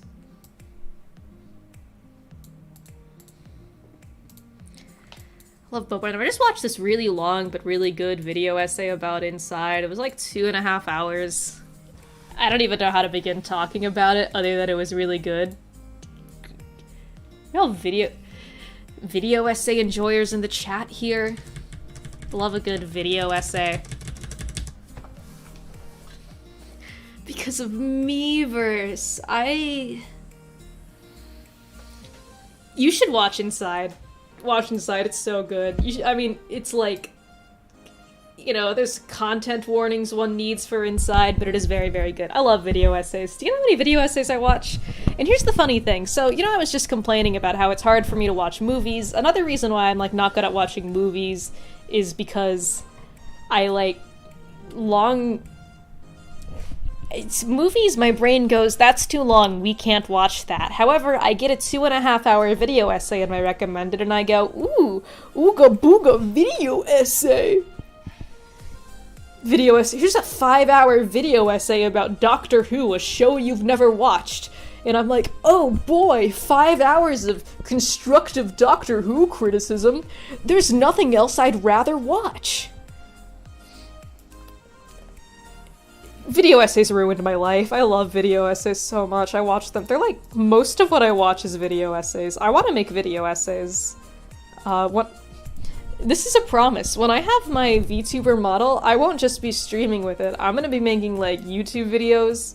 One, I'm gonna do what Lavender Town does, but cooler. This isn't me throwing Lavender Town under the bus that much. I do like her content. However, I want to make that sort of, like, ooh, drawing shit as anime boys. I'm gonna do a gay man version of that. I think I'm just gonna draw the same cute men over and over. That's so fun. And make random video essays about whatever I want. So when I post a video that is my queer reading of The Death of Ivan Ilyich by Leo Tolstoy with my anime boy model, don't say I didn't tell you I would. Okay, The Death of Ivan Ilyich is such a book. It's such a, oh my god, is it a book? It's one of my favorite, like, it's not a book, it's a novella. I guess it's a book, it's not a novel, it's a novella. But it can be something that's so personal. Sometimes a book about a man dying can be so integral to one's worldview. It's not even funny how much I like that book. You know what I plan on doing? When I have my model, I want to have my model for this. I want to do this post-debut, all my stuff set up, reading streams. I want to do reading streams so bad. Do I have any video essay channels you would recommend? Off the top of my head, Big Joel, but if you're watching video essays, you watch Big Joel. Definitely. I would recommend the channel We're in Hell, which is not the most optimistic channel, but I really like We're in Hell. Specifically, I like the second Jordan Peterson video. I have watched it so many times. I just think it's really good. And I would also recommend CJ the X. Obviously, you know, ContraPoints and Abigail Philosophy Tube come to mind. I don't know, a bunch of stuff. To recommend video essayists off the top of my head, they'd be ones you've already watched, but if you give me time, I can think of ones that are more obscure, probably. Yeah, reading streams. I love reading, and I think reading streams would be a fun thing to do. I don't know how many people would show up for them, but they're good. I want to do them. I want to read classic and contemporary Russian literature on stream, and I am going to hold you all hostage to listen to me. Yeah, CJ, me too, I love them. The video essay I was talking about was their new in quotes. I don't know, it's from a bit ago. The Bo Burnham video essay they did. Actually, it might be really new. I feel like it's been out for a few weeks, but it's also just not how my brain works. 4 weeks ago, yeah, it's from 4 weeks ago. New-ish. New-ish, but really good. That was the video essay I was talking about. Good video essay. If you're a CJ enjoyer and you haven't seen it yet, watch it. Okay. The turn. Need to have it look up now.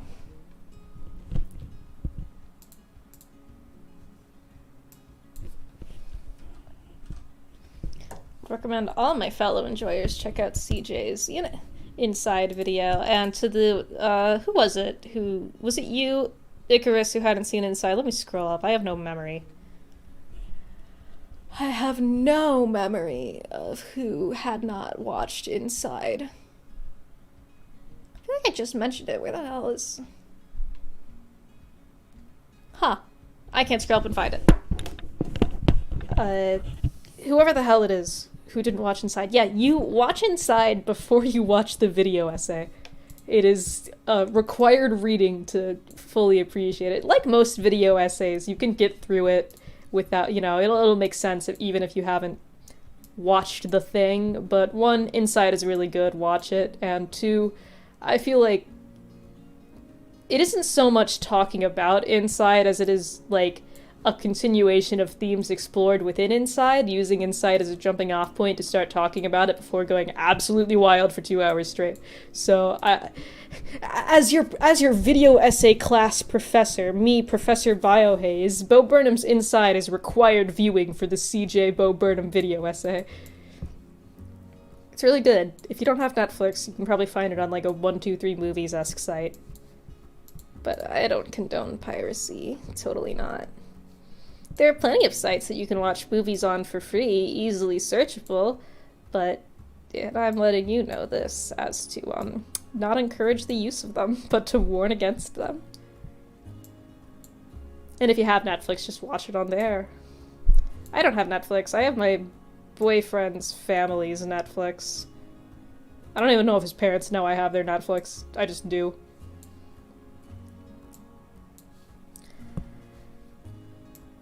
And I don't watch anything on it except for watching Inside a lot.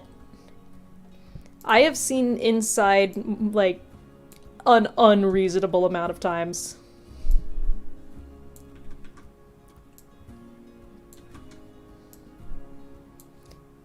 Like, for a while, so, I'm mentally ill. This is a known fact. Anyone who's talked to me for more than 5 minutes could have guessed that. I've got some mental illnesses or whatever, I'm like insane, clinically speaking.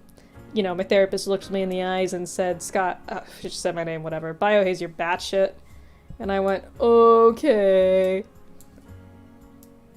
So obviously when Inside came out, I watched it over and over again for like 2 weeks. I would just sit down and I would like loop Inside. I don't even know how many times I've seen it. Whatever, like, person, the Netflix algorithm, there's no person behind it. Netflix algorithm is like, yo, is this guy okay? Because I don't watch anything else on Netflix. I just watched Inside over and over for 2 weeks. Oh, hi, Sharp Nya. Like, Nya. Welcome to the stream. I'm working. Getting work done. Making that bread.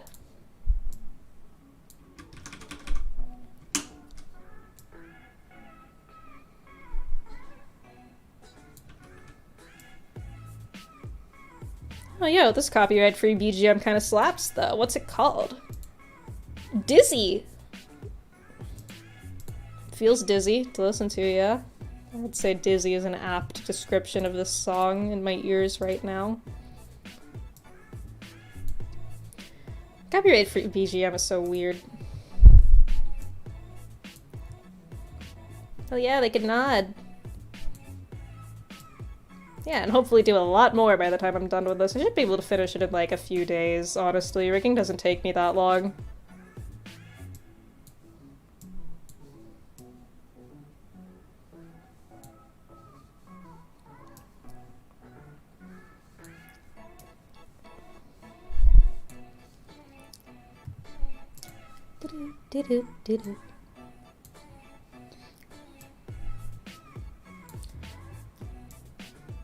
I can't wait to fucking fix the face. But I don't like doing the face until I've done the head because the face is so heavily dependent on the placement of the head rigging. I just hate watching the face when it looks all awkward. Don't mind me complaining. I'm not shitting on my own work here. I kind of enjoy complaining. I'm one of those people. You know the old men in the Muppets? I'm like them. I just kind of like complaining about things for the sport of it sometimes. I think my boyfriend and I do that. We'll like bicker about random things. And it's not like a genuine argument. We both just have fun, like, bickering. Which means people who don't know us well will watch us, like, get into joke-heady, bickery things about stuff and be like, oh no, they're fighting in front of me. No. We bicker for the sport. It's fun. we'll be like talking about something, and then he'll say something innocuous like, "Oh, I like ketchup," and then I'll be like, "Fuck you, you killed my family." Yeah, I just think complaining is fun. I also enjoy being like praising about things wildly. I just think they're both fun things to do, and we should do them more. We should embrace complaining as like not always being the end of the world. Not even, this isn't me condoning a negative. Bickering as affection, yes. We're one of those couples. We have like a borderline like this is the most popular gay ship in a fandom dynamic. No, we don't just, we do have a sort of dynamic like that. I don't know if we have any Haikyuu enjoyers in the chat. Fuck, my wrist is starting to hurt. Let me stretch real quick. Ugh, I hate having disabilities. Anyway, Haikyuu enjoyers, if we have any of them in chat. Sakuatsu. Okay, Sakuatsu is an interesting ship. It is maybe the most popular ship in the fandom right now. I think according to AO3 there are ships with more than Sakuatsu, but the growth of Sakuatsu is ridiculously fast. I've been shipping it since before it was a rare pair. Since when it was a rare pair, I am a long-time Sakuatsu enjoyer. It has been wild to see Sakuatsu blow up. However, if I were to describe my boyfriend and I's dynamic, we are early Sakuatsu. I don't know what the fandom is doing with Sakuatsu right now. I haven't been into Haikyuu in a bit. I assume since Sakuatsu has become so popular that both Atsumu and Sakusa have lost their personalities in fanfictions and are now the default loud, flirty, and quiet, easily flustered couple that, you know, all ships become condensed into. The mold in which you can fit into any story you please with no shits given to the integrity of the art you are basing your works off of. You know how shipping works. This makes it sound like I hate shipping. I like shipping. But if you are familiar with Sakuatsu, we basically have the classic Sakuatsu dynamic when they have a personality. And if you're not familiar with Sakuatsu, I envy you. Oh, Bun Voltix, hi, welcome to the stream. Or if you've been lurking, hi, welcome back. Welcome to the speaking. Welcome to the chat. Welcome to, good to have you talking. I know what the string of words I should have said there is. And if anyone else is lurking, if anyone's lurking, stop. When they have it, you know what I mean. As someone who writes fan fiction, enjoys shipping stuff, you know how sometimes a ship will get so popular that they don't have personalities anymore. They're just kind of like a mesh to which you can put whatever you want on, which is kind of fun, I guess, but I feel like part of the fun of fan fiction is exploring the characterization of characters, but that's just my hot take.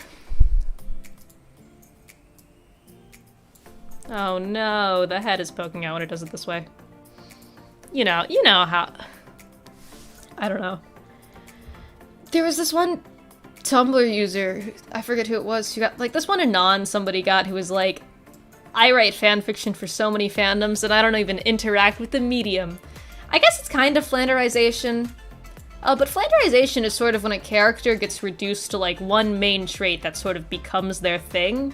Whereas I would say the phenomenon I'm describing is like flanderization, except if instead of becoming a sort of watered down version of themselves, the character became of like a version of the same character. Like over time, I feel like fan fiction, fan content characters get watered down into like the same thing, the same dynamic.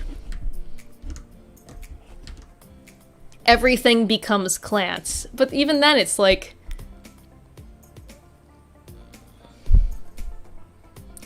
I don't know how to describe this thing, because it's not... Flanderization is becoming a watered-down version of the self. I feel, anyway. That's how I would define flanderization. This looks bad from this angle.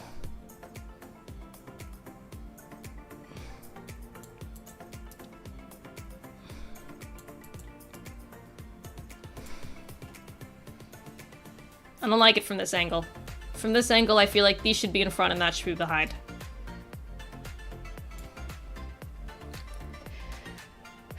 If I were to mess with the draw order, I'd have to mess with the draw order of everything else, too. Okay, select.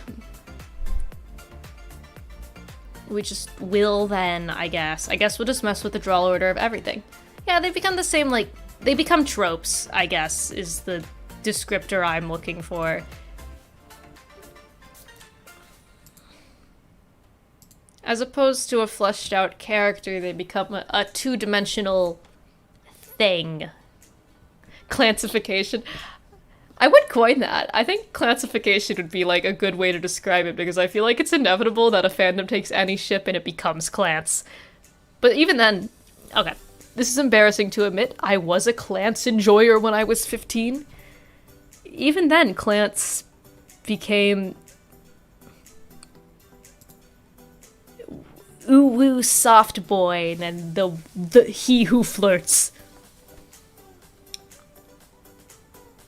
Gender essentialism as it applies to ships. I don't... What the fuck is that? Think of the top-bottom bingos, okay? Think about those. Whatever the fuck is on those.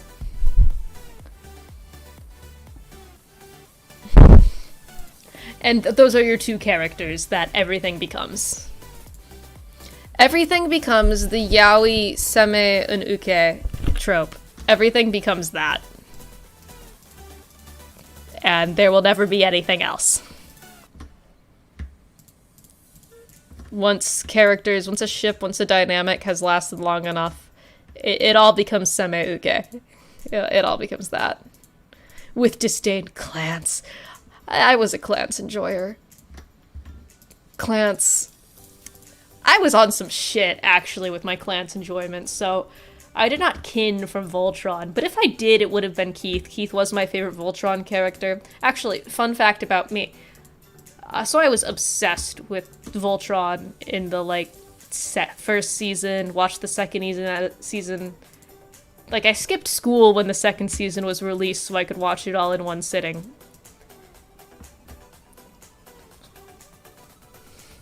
And anyway, so here's a fun tangent there. I hated the Galra Keith headcanon that was like a thing in season 1. I thought it was stupid. And then when they were like, oh, Keith is part Galra, I like dropped the show. It made me mad. I thought that was I still think it was a bad direction to take things. Fuck that choice. Among other writing disasters in Voltron, my petty hill that I'll die on here.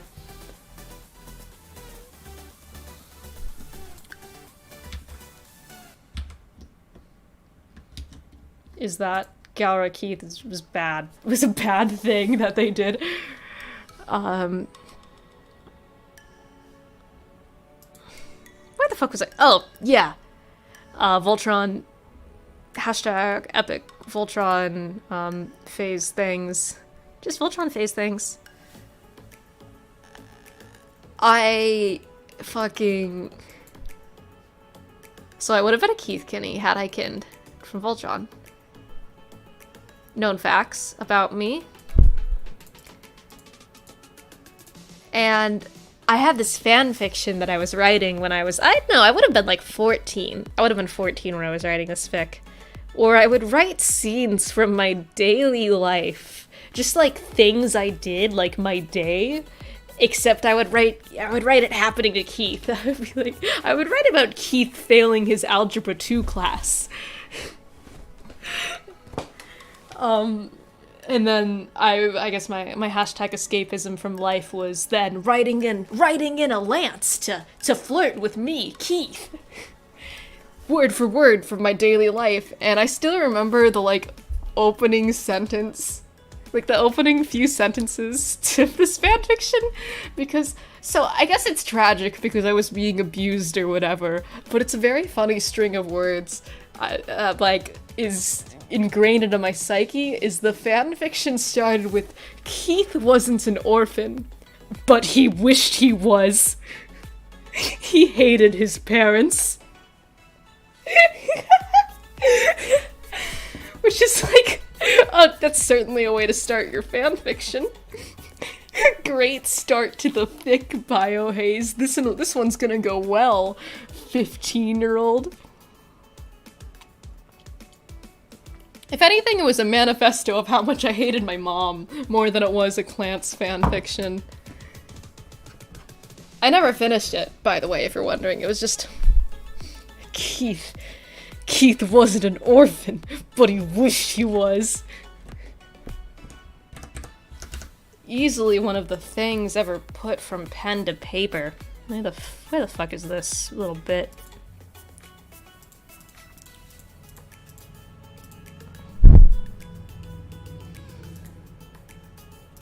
So why is the draw order of blush so low? Wait, why is the draw order so low here? That should be higher. Biohaze's mom detested. Yeah, Biohaze's mom are abhorred. That fucking cunt of... hate that. Rage I will take with me to my grave. Where are the eyes? Okay. Yeah, you. What is draw order? So, draw order is sort of... So I made the texture atlas, which is all the textures for the model.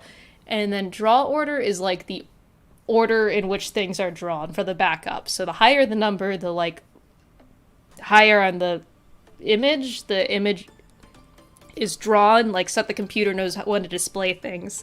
Sort of like when you're in PowerPoint and you have multiple images and you can send one to the back so that it looks beneath everything else.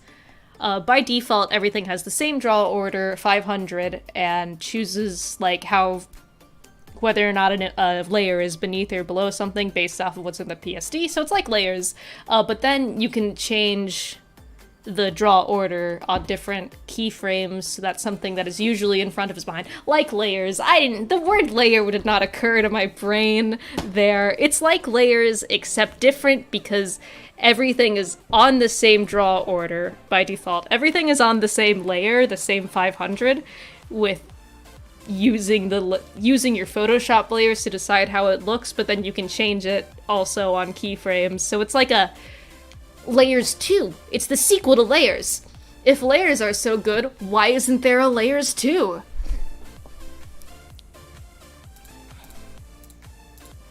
Anyway, I'm gonna have to fuck around with that and change the draw order of everything on the face right now so that I can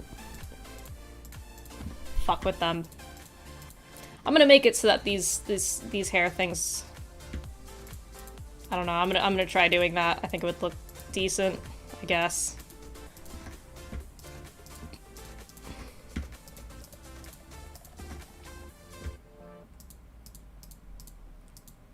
Layers, the sequel. Peggle 2! Peggle 2 is like my favorite meme. Oh, that did not do what I wanted it to. Because I forgot to select these layers, alright. Oh my god, there's so many triangles. Yeah, these are all the vertexes for everything I have selected.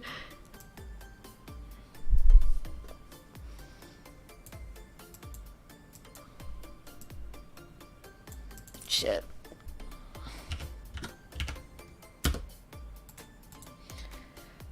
No, why is that 520? Fucking murder me. The exposed forehead. This might look bad. I hope it doesn't. I have to... Well, the neck sure is clipping through there, Christ. Oh wait, hang on, there's an easier way to do it. Shit.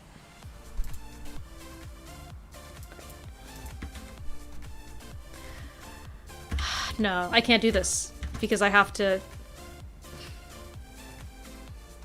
No, I can't change- I can't fuck with the draw orders because I need to merge the parameters. I'm gonna kill somebody. Never mind, I can't do that, so... I'm a lot like Joker. From the movie Joker. So, God, what am I gonna do about this now? I'm gonna go crazy. We are going to figure out a solution. Innovative solutions for innovative people. We're gonna innovate. You're gonna be the Jeffrey Bezos of live TV, and one day you'll have to cut my goddamn head off. So let's hope I can make some of this look fucking decent.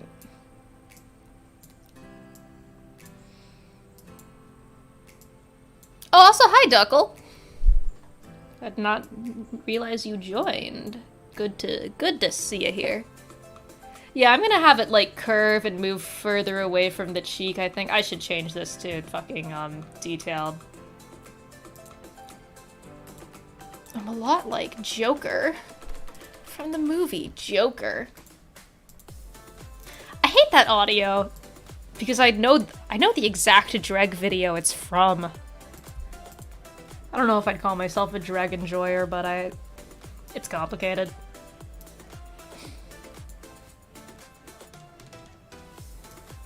Isn't everything complicated? There's so much nuance to me. I am a multifaceted being that can contain multitudes. Which is true of everyone. However, it does mean that when I talk about anything ever, there's so many caveats. Because I consume media so weirdly.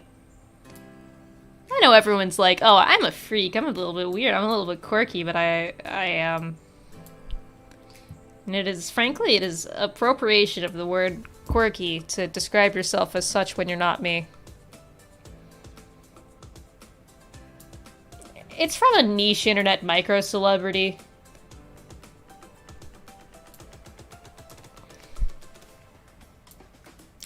Like Shrek Onion. Ogres are like onions. We have many layers. Ogres are going to kill your family.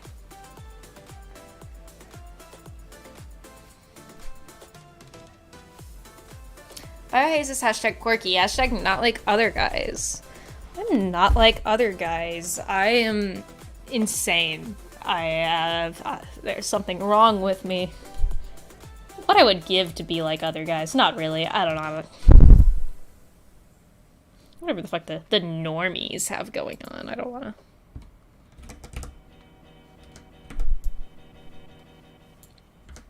I don't wanna have whatever the normies have going on. I do not like this hair.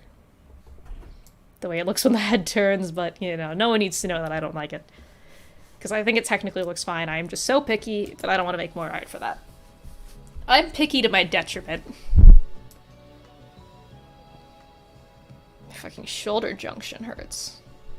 It's a very specific muscle on my shoulder.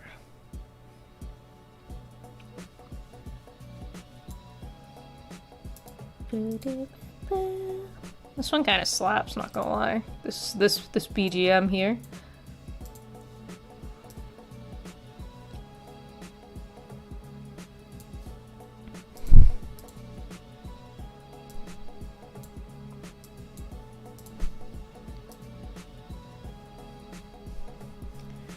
Yeah, I think that's about as good as we're getting it for now. But normal people hate me. I think it's a better shirt than normal people scare me. I have this thing where I don't like normal people. Ugh. But I think it is so cringe to wear like Hot Topic core normal people scare me shirts, and I think it's like, I think you are annoying if you say normie. I think like annoying people say normie.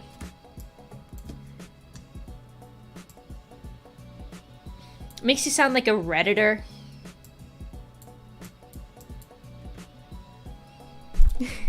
I mean, normal people don't scare me, but normal people do hate me. Normal people are scared of me.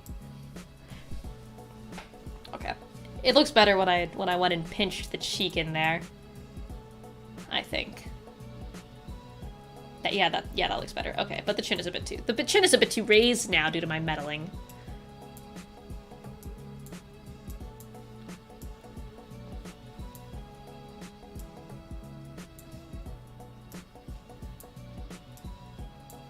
Okay, yeah, I don't know how, but moving the chin fixed this infinitely. I am now less discontent. Borderline content with it in its current state. And this is just the beginning, gamers. You don't even know where this is heading. These fools don't even know.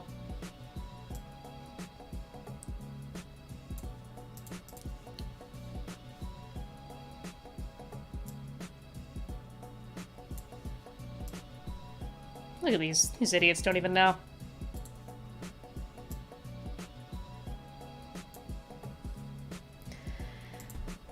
Men want me. Normal people fear me. I do not interact with fish. Men want me. Normies fear me. I don't go fishing. Although I do own a fishing hat, like a joke fishing hat. Because... so, you know the meme, the fishing hat, satire meme things that are, a thing? You know that thing that exists. It's hard to describe in words like most memes. I was so obsessed with them that one of my first purchases I made after moving out, because I moved out for a bit, those who know the lore, who have been following me for a while, know this, and I got into my Live 2D commission game, which makes more money than illustrations. Live 2D commissions can pay rent. Did you know that? They can pay fucking rent. Where's it going with that? Oh, and one of my first purchases I made with my Live 2D commission money is I bought a custom embroidered hat that said, "Let the fish who thinks he knows no fear look well upon my face." Because I am sane. I don't go fishing, but it's Mountain Goat song lyrics. It's from the song Werewolf Gimmick by the Mountain Goats, which is one of my favorite Mountain Goat songs because I'm crazy. If you're a fellow Mountain Goats enjoyer and you're familiar with the song Werewolf Gimmick, do not let that judge who I am as a person. Don't let that come into don't even question me relating to it. Just accept it as a natural fact of life and move on, because it's a lot better if you don't think about the lyrical implications of me relating. Oh, hi, Bugcatcher. I follow you on Instagram. Sorry, I recognize the user, the handle. I don't know. Your art slaps. And if you're a different Bugcatcher, then I guess yours slaps too, but you're probably the person I'm thinking of. We occupy similar circles of the internet.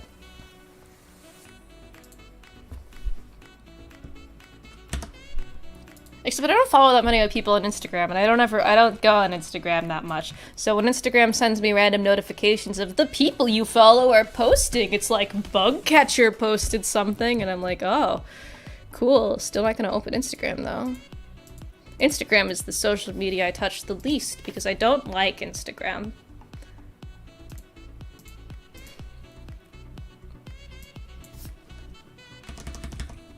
Sorry for sticking this information on you out of the blue. That might be hard to reply to. I don't know what I'd do if I joined a stream and someone just went, "I follow you." I'd go, okay. Thank you. Then again, I've had to deal with that sort of interaction to my face. One time I was physically at this college I was planning on attending. Didn't attend it. I got accepted, didn't attend, various reasons. A lot of stuff that factored into that. And I was getting a portfolio review there because I was in the city touring the school, might as well get a portfolio review, and I was in the little waiting room of the office, and there was another girl there. She was my age, about my age.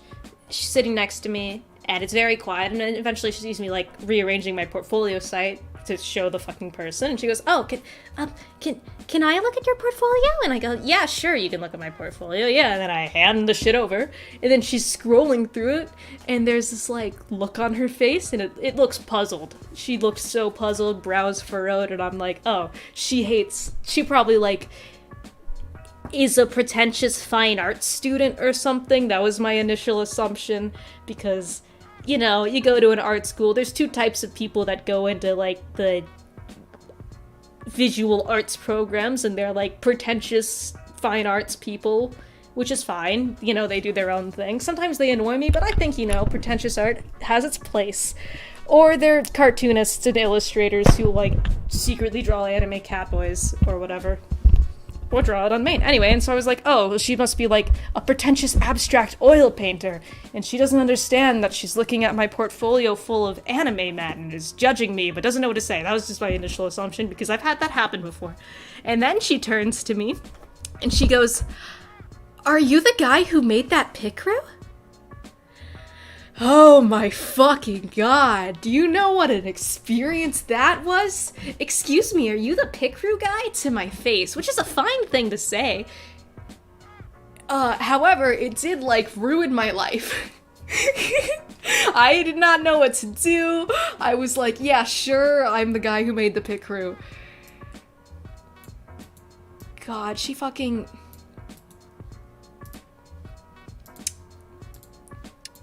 And that is not the only time. Actually, here's a fun fact about my picru.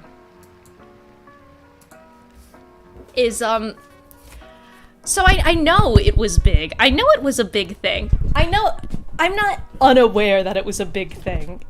And I don't say this to brag, I am just aware. Because it's impossible not to be, when that is the sole reason I blew up as a content creator initially, and then fled. So I know it's big. But sometimes I forget just how big it is, until my younger sibling is like, "Hey, bio, there are people in my Google Classroom, there are people on Zoom, I have classmates using your picru as their icon." And I don't know what to do with that fucking information. I don't know how to, like, how am I supposed to do when my younger sibling has classmates using my art as their icons? How does one function? It's like, that's everything, isn't it? I have all the... Yeah, okay. Let's see how this looks. Oh yeah, that's not that bad. Yeah, hey, that's pretty good. Some things I don't like about it though, so I'll fix those up real quick. Yeah, I never know. At this point, I'm unfazed by it. There was, like... You know, I had a phase where I was like, oh, this is the coolest thing ever. And then a phase where I was like, I'm miserable. Everybody knows my art, but nobody knows me. And now I'm just like, whatever. Whatever. Okay, cool. I'm moving on now. I have, like, better things to do with my life and art than sit down and give active thought to a picru I made when I was, like, 17, 16, however old I was. How does time work? I graduated high school, like, 3 years ago now. No, yeah, 3. No, 1, 2, 3? Hang on. Okay, so I was 17 when I graduated, and I'm 20 now. So 3, but not a full 3 years yet, since I was class of 2019. Yeah, what the fuck? Time is so weird. Anyway, so in another update to how are you doing now that you've changed everything, bio? Infinitely better. The picru does not live in my mind anymore. Though sometimes I think about making another picru as biohaze, just because I could, and I think it'd be funny if I did. And I would also be emotionally prepared for the ramifications of making one, and my art's better now. But I've been busy. The only reason I haven't is I've been busy. So if a biohaze maker drops, recall this conversation. Because the thing is, I enjoy the process of making picrus a lot. I think they're really fun to make. 17-year-old me was not prepared to become a niche internet micro-celebrity and become somewhat solely responsible for picru taking off as much as it did on the English-speaking internet. A 17-year-old... At circa age 17, I was not emotionally prepared for that. It wouldn't be Epic Gamer Maker 3, it'd be called Biohaze Maker. I'm gonna say it now. I think the Epic Gamer Maker branding was cringe as fuck. It was funny at the time, but looking back, I don't like it. I would have named it something else. Not cringe as in other people can't do it, but it's not where my sense of humor lies anymore.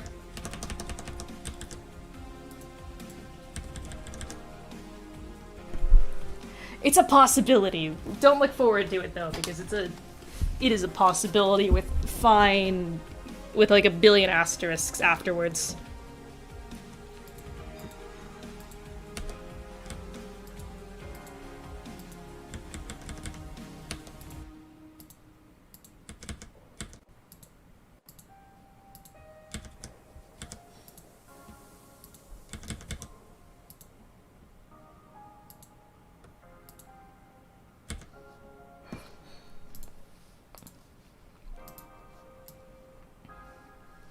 Woo! The head turns now. No, unless you know the lore. I forget that... One, I forget people know the lore. Two, I forget people don't know the lore sometimes. Oh, I don't actually like how the bottom one looks. The bottom. Fix that real quick. The synthesized corners doesn't always look perfect.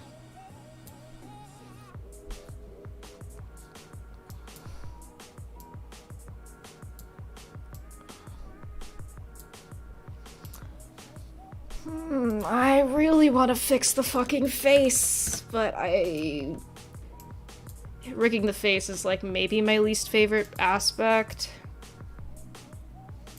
So I tend to save... I do like the head, and then I do the head, and then I do hair physics, because hair physics is my favorite. So I do it as a little treat for finishing the thing. And then I do the body, and I usually do the face fine-tuning last, even though I've been complaining nonstop about not liking how it looks when the face tuning isn't done. Okay.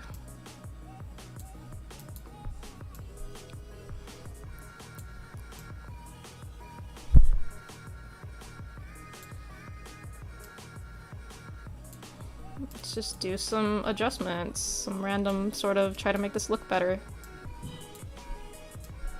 You guys see something that looks completely fine. I see a billion mistakes. And I don't mean this in a self-depreciating way, I just mean I see mistakes no one else sees, because I am better. I'm not better, but you know. I'm a fan of your content for so long that when people ask who my favorites are, I say you, and I get so confused when they don't immediately know who I am. Yeah, I think the, you have my full permission to if, like, someone, like, if you say my name and they go, who's that? You can go, oh, he used to be Cataclysm. It's like it's an open secret. Half of everyone knows, I think.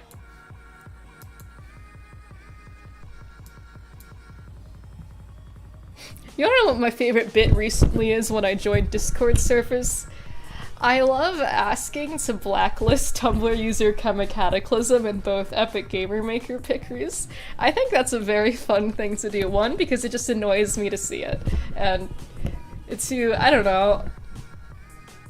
And not like fun, but a bit...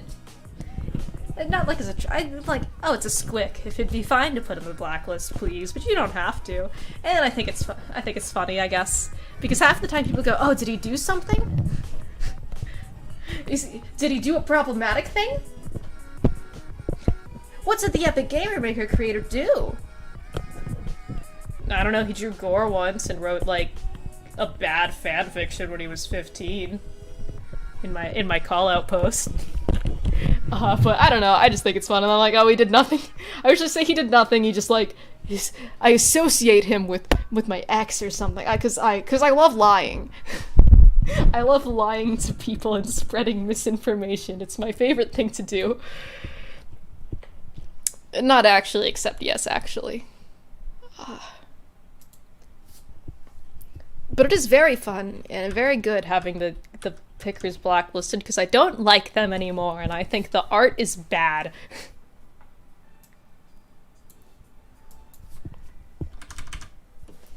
I've had a substantial improvement as an artist since then.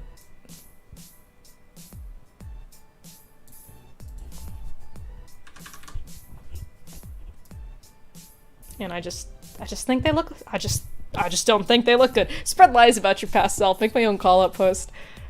I don't even need to spread the lies about myself. Other people do it for me.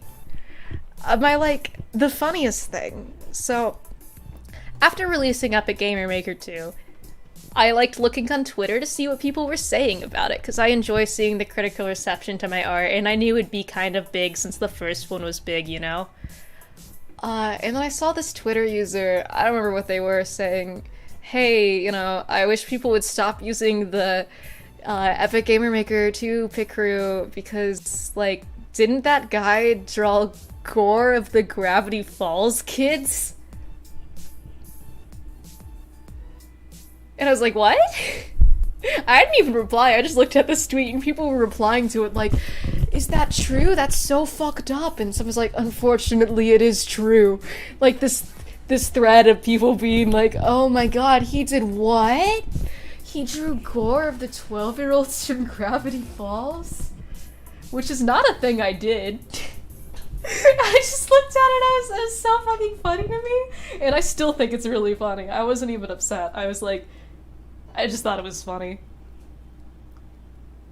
My boyfriend did reply to them.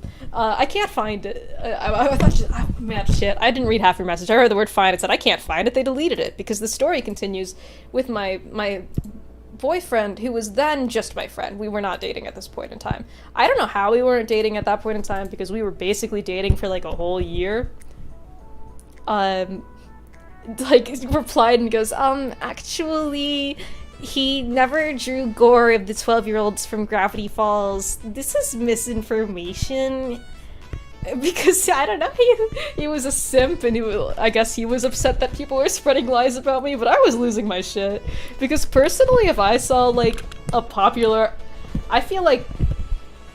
I wouldn't lie about somebody online, but if I were going to, like, fuck up somebody's reputation, I feel like I would just tell outright lies. I don't like cancel culture very much. And all that, or whatever.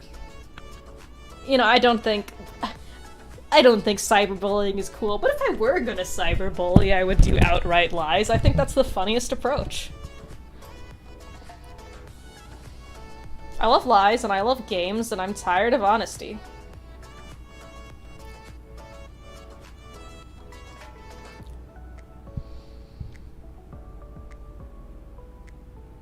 So there's my hot takes.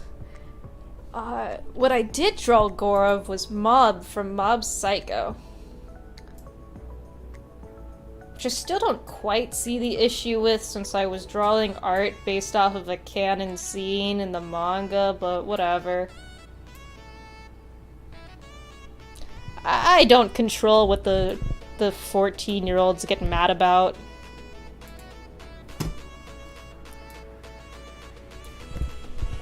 They just get mad. And you know what? I completely understand with, like, the 14, 15-year-olds, how, like, pissed off they are about everything, because being, like, 14 or 15 is the worst. I couldn't even get, like, mad at people who treated me weird on Tumblr. A lot of people treated me weird on Tumblr. Very few people were normal to me. But I couldn't even get mad at them. I just, like, didn't like being treated that way, but also most of them were, like, 15. And boy, was I a freak at 15. Also, thanks, Duckle.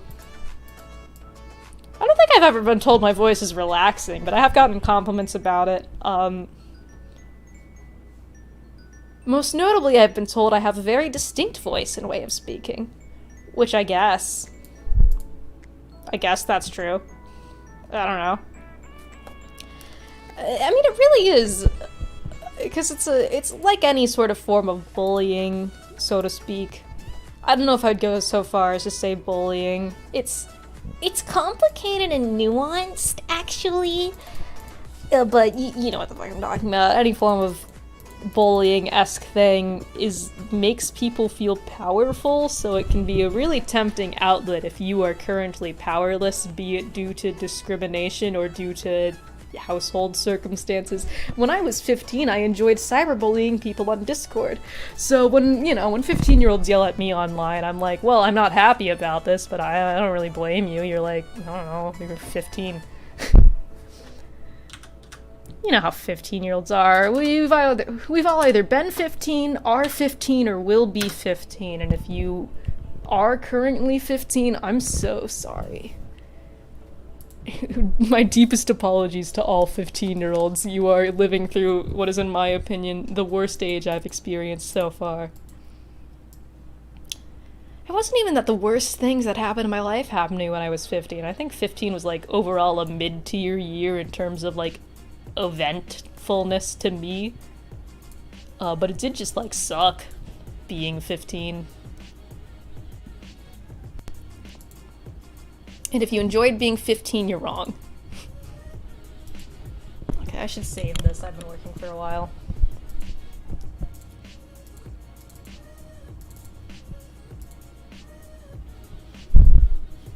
We all agree that 15 was a horrible age, right? Like, do we all agree that 15 was just, like, absolutely fuck all, miserable, like, not fun, whatever?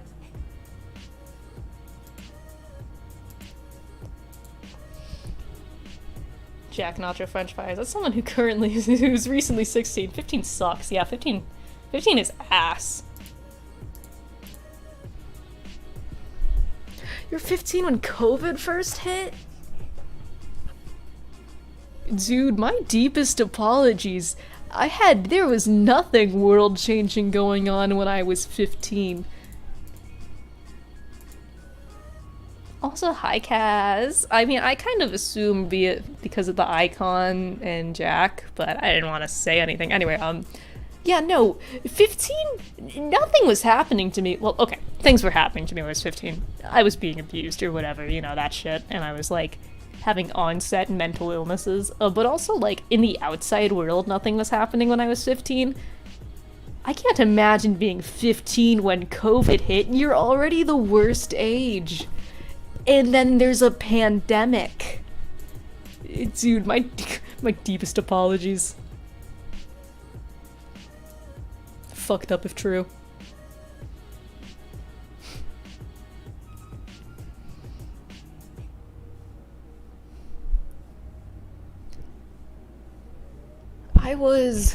Here's my fun fact about COVID hitting.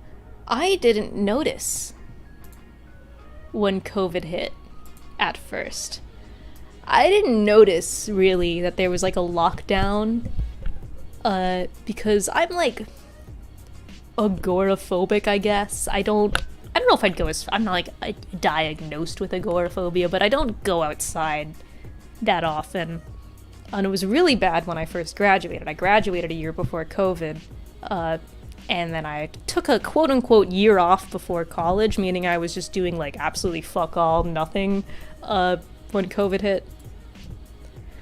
And I just wasn't leaving my house, like, at all, because everything I did was online. I do my work online, I talk to friends online, I don't do things. Like, leaving the house once every other week kind of shit. And I was, like, talking to a friend, and they were like, yeah, so now I'm, like, really depressed because I can't go outside because lockdown. I'm like, there's a fucking lockdown? Excuse me? Posts would end up on my timeline about, like, oh, here's how to survive being stuck inside. Use Discord to talk to your friends as a replacement for social communication. Here are sites you can watch movies online with other people on. You know, those posts that went around, like, at the beginning of quarantine, and it was like, yo, what are these about? Everyone knows this. This is just how I live. What's the reason? And quarantine made, like, no real changes to my lifestyle. So, there's some lore about me as a person. And, well, I understand, you know, quarantine has had a very deep effect on many, many things, from economics to mental health to etc. And I am not, what I am right about to say, is not meant to diminish this, these changes caused by COVID, but it was also, oh god, fucking amazing to see people I hated have to live my lifestyle for a bit. Fulfilling. Schadenfreude. Satisfying. And those kinds of words. Should just see people have to live like me, like, oh, now you guys don't go outside either. Now all your social life is online too. Ha ha ha ha. Yeah, it was very fun for me. To see people who, like, I knew in high school have to, like, do what I do. Oh god. Very, very fulfilling. It was definitely a silver lining to a global pandemic, was just seeing people have to live like me. I had people who were like, damn, you live like this? And they were like, and I was like, yeah, and they were like, how? And I was like, I don't know. Personally, I find it, I don't know if I'd say satisfying or generally fulfilling. I do have more fun when I leave the house, but also I'm not like, I don't know. Okay, when did I get into DR? I got into DR before there was an official translation of the first and second game, meaning for a long time. I can't remember a year. I've been into Danganronpa for way longer than I think anyone should be reasonably into Danganronpa. For any people who know how to use Live 2D and are watching me use a warp deformer as opposed to a rotation deformer to do the Z movement, fuck you, I do what I want.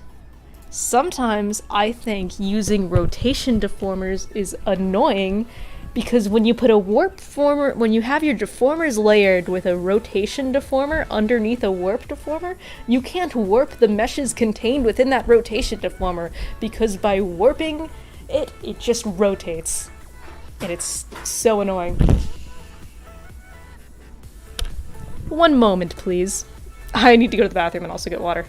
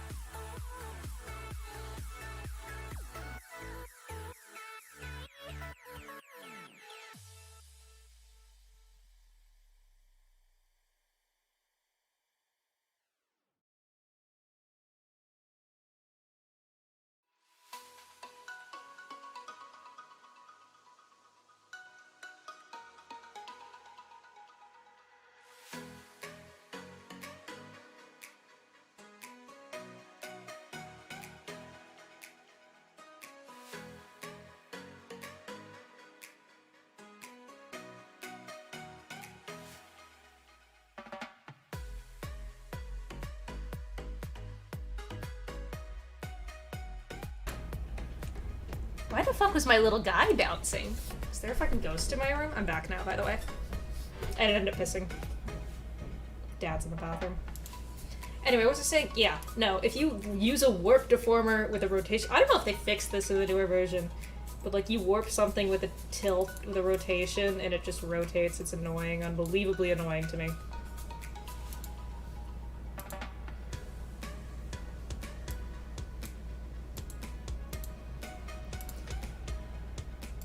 I guess I could show what I'm talking about.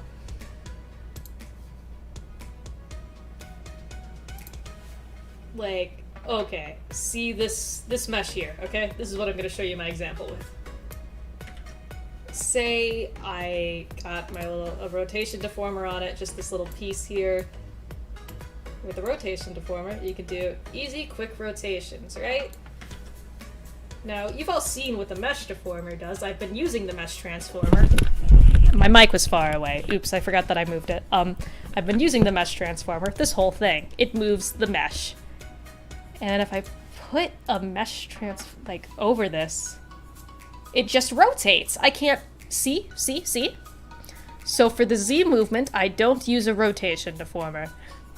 And I highly doubt there are any people who break in Live 2D watching. As much as I have loved chat tonight, you have all been very nice. I don't think any of you are familiar with Live 2D. So, but if someone's lurking who's familiar with Live 2D, that's why I used a mesh transformer, a warp deformer instead of a rotation deformer, and why you should too for the Z movement. So there's your fun facts with Biohaze, your fun opinions, my op-ed.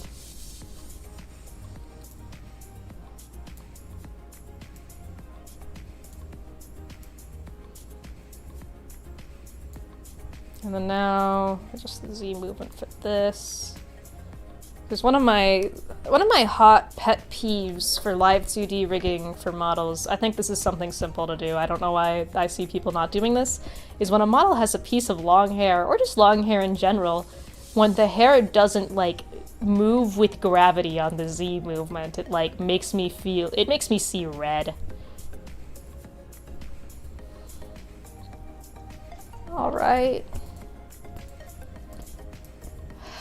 There we go. I think I'm gonna... How long have I been at it? Oh, 2.5 hours. That's almost as long as the video essay I watched earlier today. I think I'm gonna call it a day, rigging-wise. Because if you stare at something for too long, your brain starts auto-correcting the imperfections, and there isn't, like, an analog to flipping the canvas. I guess it is tedious, but I enjoy tedium when it's something I like. For instance, I enjoy grinding in video games. I don't know. I find it very fun. Yeah, that's it. I'm gonna draw. Oh, hey, here's my MS Paint from when I was opening the thumbnail. Let me open up Clip Studio.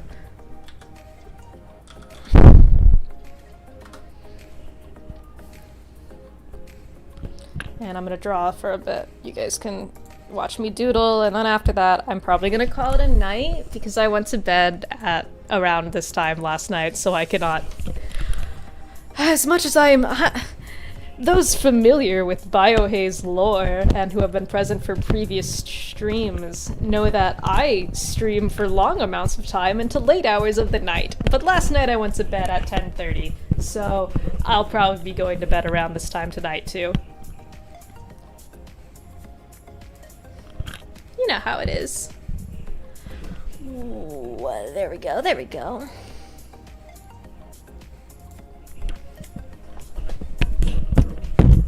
So here I am. Anyone familiar with the hashtag Biohaze lore, I'm sure is familiar with the hashtag Biohaze characters. And if you're not, fuck you. Anyway, a hashtag Biohaze character who I've redesigned like 3 times. This is my 3rd time redesigning her. Maybe my 4th time, technically. I am never happy with an Agnes design. I love Agnes. I feel like I have the base elements of Agnes's character design, but I'm never satisfied. It's Agnes and Candy who I keep changing the most, so I was starting on like, whatever it is, the 4th now Agnes rendition. Because I'm writing the first chapter of Deadbeat Game, and I know what I'm going to be making it in. So it'll be a reality. At a very slow pace, because I have things like work.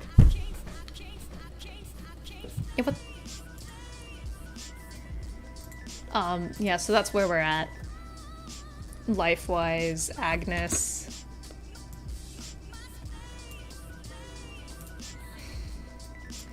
As much as I liked the jacket, the big jacket over the, tits out, I think I finally realized that, I don't know, I was not happy with the silhouette, but sometimes you have to kill your babies. Hang on. You guys are all aware with the art term, kill your babies, right?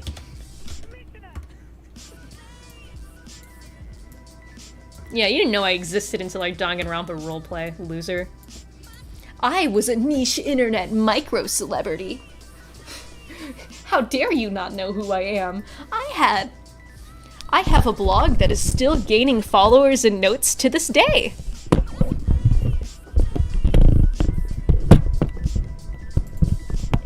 to log in. Chemic Cataclysm has probably reached 11k by now. But no, Kill Your Babies is like just the idea that sometimes there are ideas, like things you're attached to in your art, but you would be happier without, and the project would be better without, quality-wise. You think I have a life outside of Danganronpa roleplay? Yeah, but redesigning Agnes for the billionth time, and...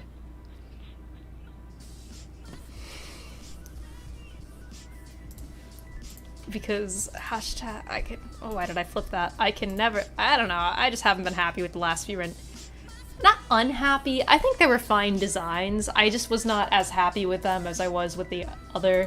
I did redesign the entire Deadbeat game cast, that was a thing I did. So clearly I was unhappy with all of them. Oh shit, where's my pen?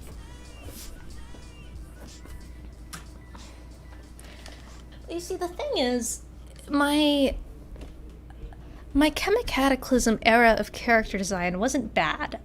I don't want to call it bad. I think I had a good philosophy behind it. And where the fuck is my pen? Oh my god, I'm gonna kill somebody. Oh, here it is. However... Hey, why isn't my pen working?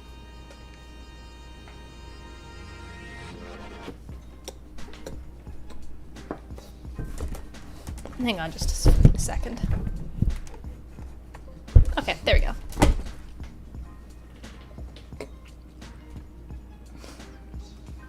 Yeah, C and Quinn are back, baby! I love them too much for them to be gone.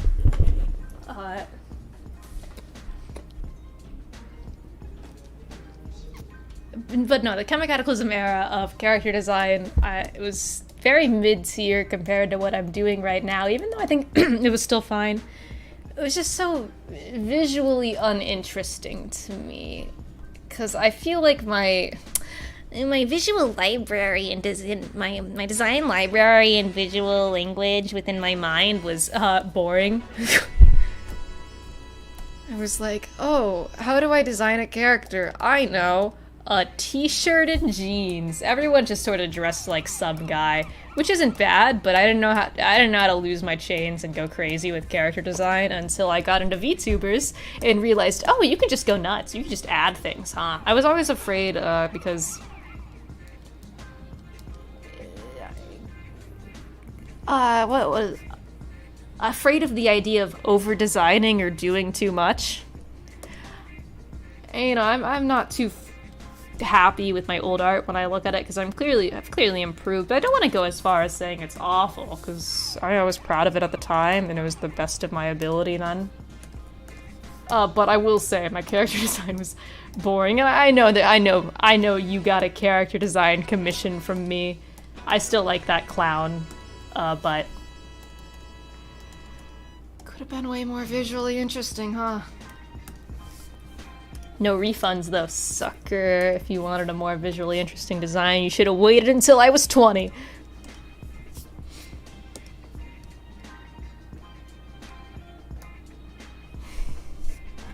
Oh, hi, Earl. It has been ages.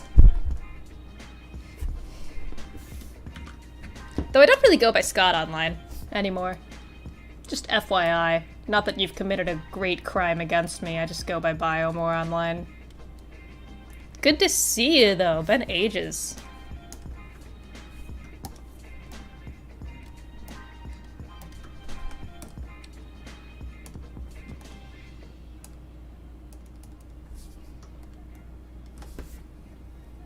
I've been good. I've been better, honestly. I'm very happy now that I've moved accounts.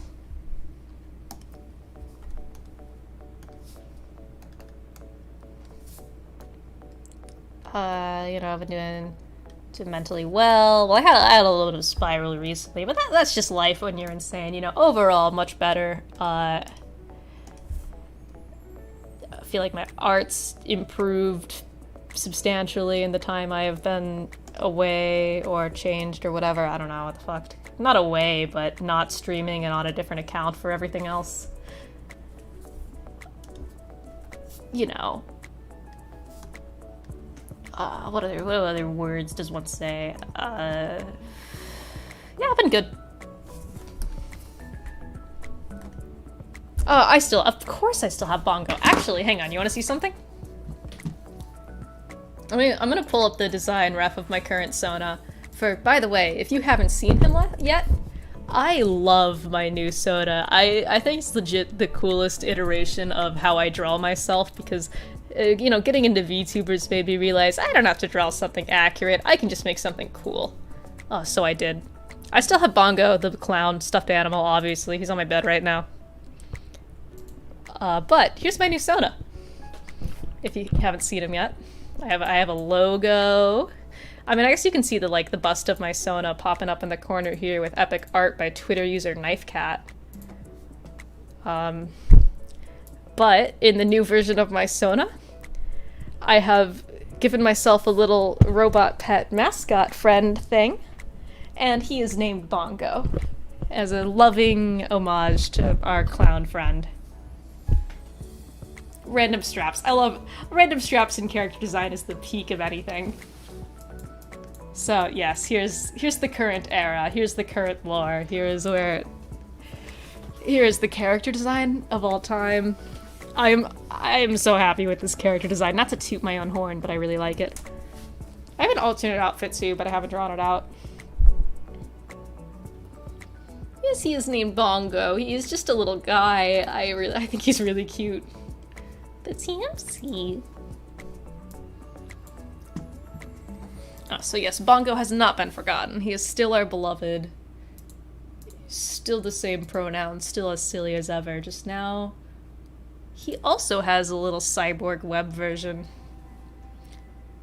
Oh, I haven't stopped doodling Bongo, and I'm like, hashtag writing in my journal, my self-help therapy journal where I write about how I've been doing. I doodle Bongos in the corner, though I haven't drawn Bongo himself digitally in a while.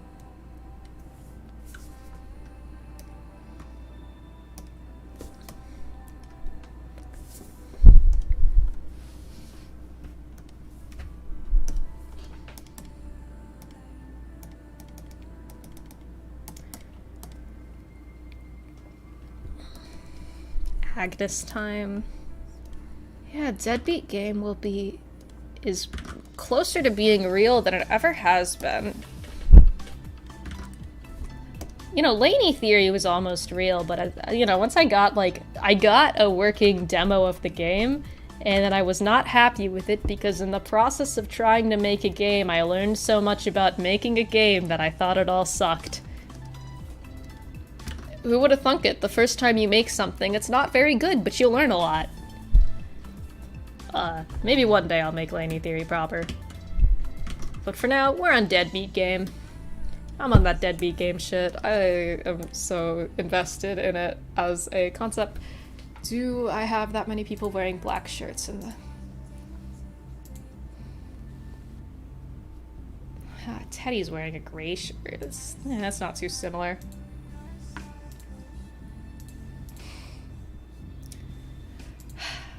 So, I kind of want to put her in a graphic t-shirt a la Forever 21 because I feel like she'd wear something like that. But the problem with putting text on a character design t-shirt is it's stupid half of the time. Like all graphic design t-shirts, but it's weirder on character designs. Not that it's bad, it's just like it can be so obnoxious looking if you're not careful.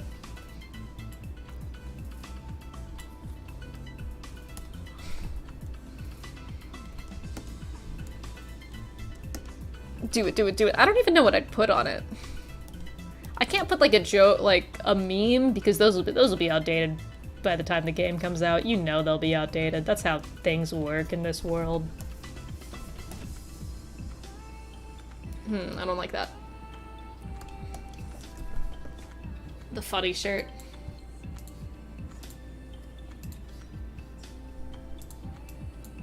One of my favorite OCs when I was younger. I don't draw him at all anymore. I think his name was Dylan. God, it probably was Dylan. Anyway, he wore a black t-shirt that said, "Funk you." In that same story, one of the characters wore a shirt that said, lyrics from the hit... My brain has too many tabs open! Lyrics from the hit 21 Pilots song, Polarize.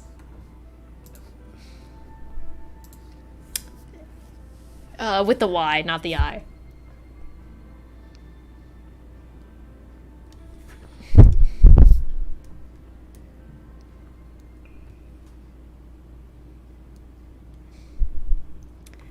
Her shirt just said, "Help me polarize."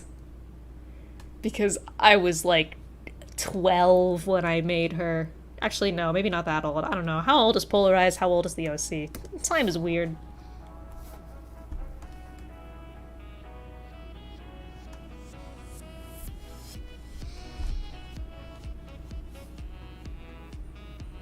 Now, what's with the roommates? They are still up and running. Do you? I assume you follow my current account if you know what my Sona looks like. I redesigned the roommates. They live rent-free in my mind. I haven't been doing much with them because I've been like hyper-fixated on Danganronpa roleplay and working on Deadbeat Game. But they still exist. All 4 of them were redesigned. It's literally the same story still. It's literally just the same 4 guys. Their characterization has not changed at all. I peaked with with the 4 of them. I think they're consistently my favorite OCs. Yes, I'll show you the redesigns. They're still basically the same. They just have better fashion now. Here, take a look.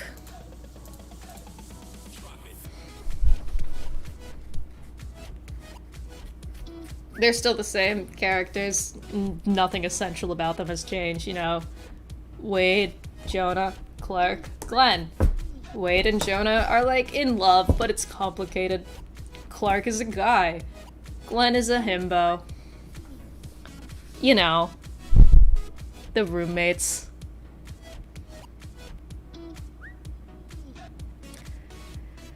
They still live rent-free in my mind.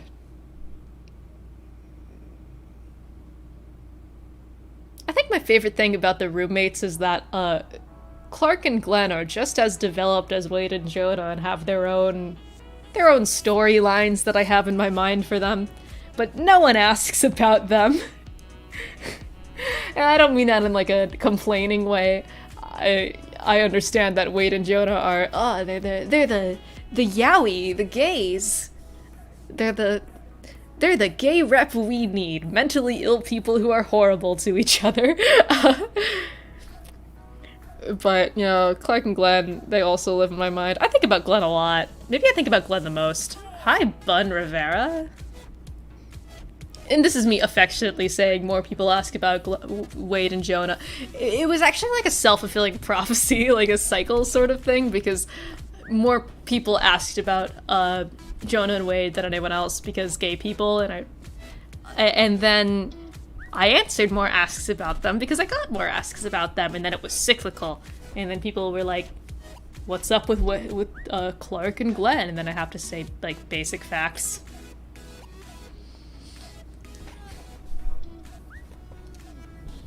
So Clark is an English major, which should tell you everything about him you need to know. Just kidding. Clark and Glenn are, like, not childhood best friends. They met in middle school, so that basically middle school's childhood. But when you say childhood best friends, people think like babies. They met in middle school. They lived in the same small town. My favorite #funny moment between the 2 of them that I've written into being is Glenn had a crush on Clark for a while. But Clark is trans, so Clark, like, came out and was like, hey, you know, I'm a man, and I need to transition, I need to go by Clark, and then Glenn was like, oh, cool, and then, oh no, I am no longer interested in you because I'm straight, but Clark was never, it was never reciprocated, Glenn's feelings, so, good for Glenn that Clark became a man.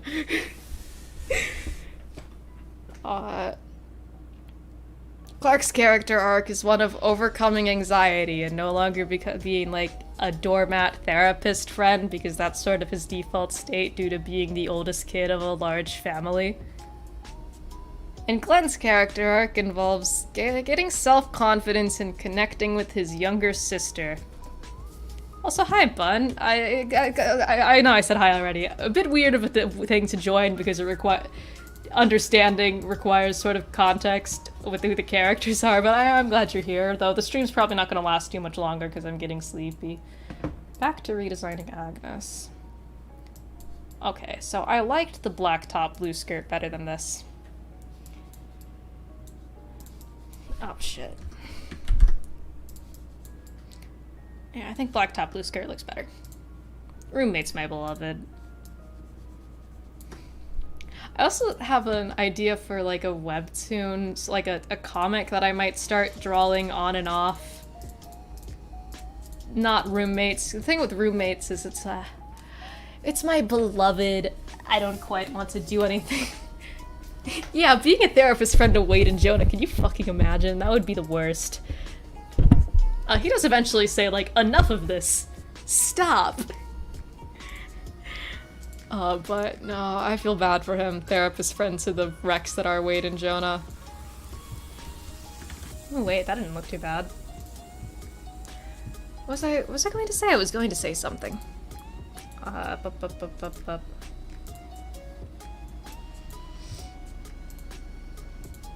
Literally, what the fuck was I going to say? I was in the middle of saying something. I feel like I'm gonna go crazy. Oh, webtoon, thank you. Nya, thank you so much.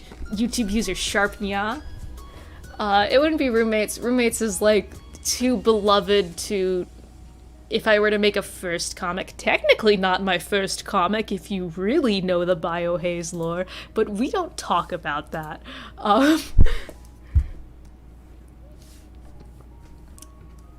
But it would be, I want to make a gay harem comic. I've always wanted to make one because I enjoy trashy harem content. I think it's fun.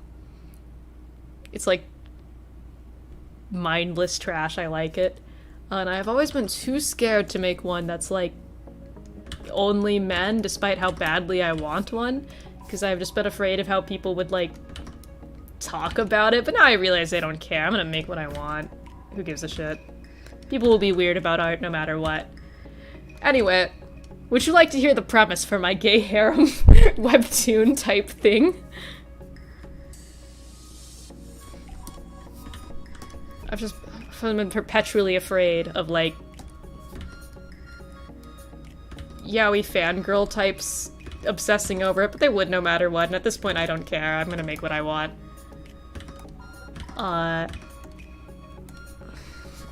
Is there anyone with flowers in their design? There isn't. Free real estate. Okay. I like this flower motif. Look for her. It would be... I can't make a gay harem. I'm homophobic. So the basic premise would be this guy who really likes... it doesn't have much of a life, basically. He's like just a guy. But he's a homeowner in his like 20s or whatever. He'd be like in college part-time. So he'd be working a full-time job but attending college part-time, and he would be a homeowner because his like grandparents died or something and left the house to him. But he doesn't have that many friends, so he's lonely. So he has a bunch of pets, right? And then one day he gets home from work, and inexplicably all of his pets have turned into hot men.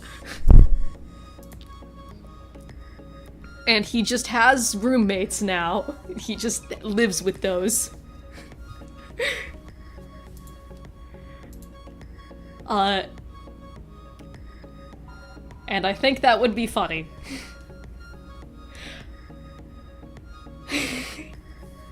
I think it would be especially funny if they were like, you need to take care of us still, and he was like, you are now adult men.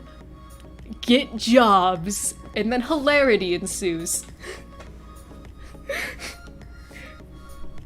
They're like, but you've always taken care of us, and he's like, I have one job and you are adults. Biohaze podcast.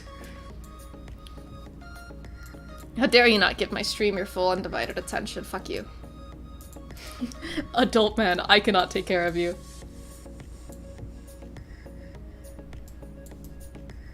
And then the hilarity of these random cat boys having to adjust to life as humans, and, you know, the life of a socially deprived loser who now lives with hot men.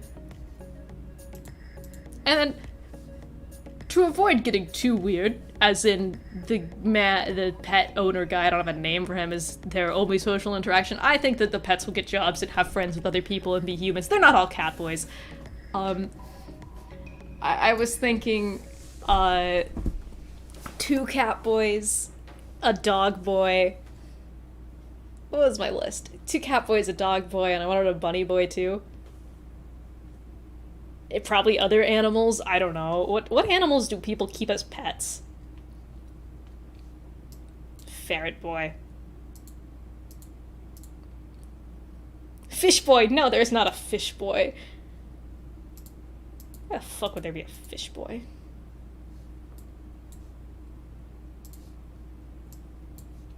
Hamster. Aw, little hamster. Rat boy.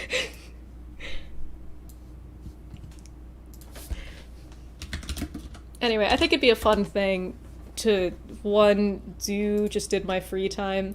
Oh, but also I could work on it on streams.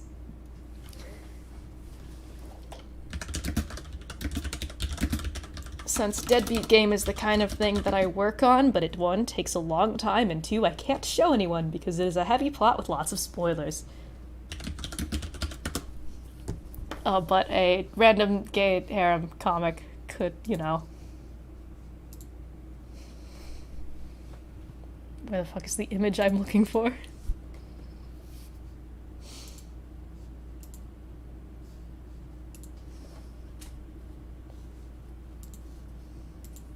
Where's the image I'm looking for? I'm looking for an image right now on my other monitor, which is why you can't see what I'm doing.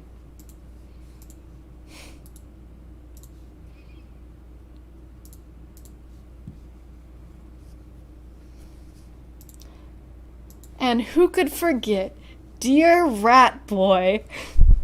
Still using spray bottles on a human. One of my last art posts to my old blog was a concept for one of the characters, actually. Because I had the idea of... So, tsundere is my favorite anime trope personality. I am obsessed with tsunderes. I think they're cute, which is why most of my characters are them. I was obsessed with the idea of, like, a edgy, sort of emo cat boy being, like, a gamer loser and secretly into cute things. And who could forget our dear rat boy? And they'd also still all have stupid names, by the way. They'd be like, oh, I am an adult human man. My name is Coco.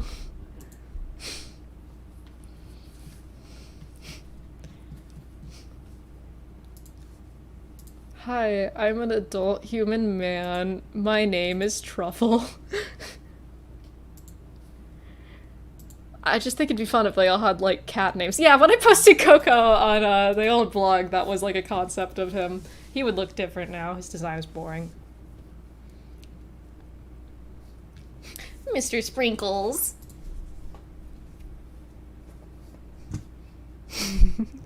I am 26 years old. My name is Little Stinky Baby Man.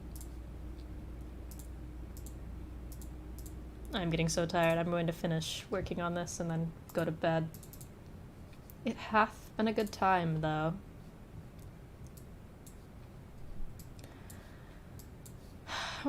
For a bit I was thinking of making a mommy milkers joke on the shirt, but then this will make me sound like a freak, actually. Never mind. Never mind. As soon as I started saying that out loud, I realized I realized what I was saying and that I was weird.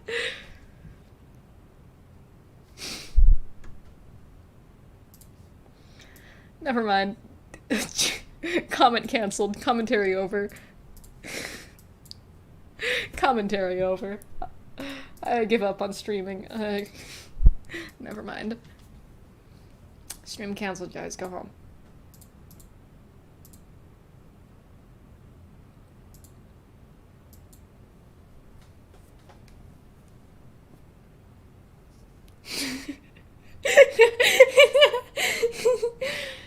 Stream cancelled. Go home.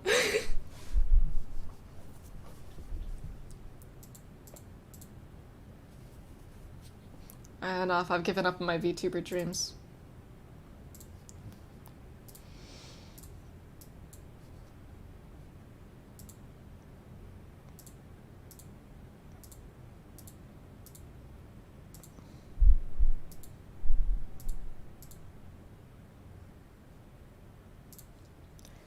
Enough of this. I might as well say it now. I will sound like a male character designer. I will sound peak male character designer when I say this. I was going to make a mommy milkers joke on Agnes's shirt. However, between Teddy and Agnes, the duo, they are inseparable. Teddy would be the mommy milkers.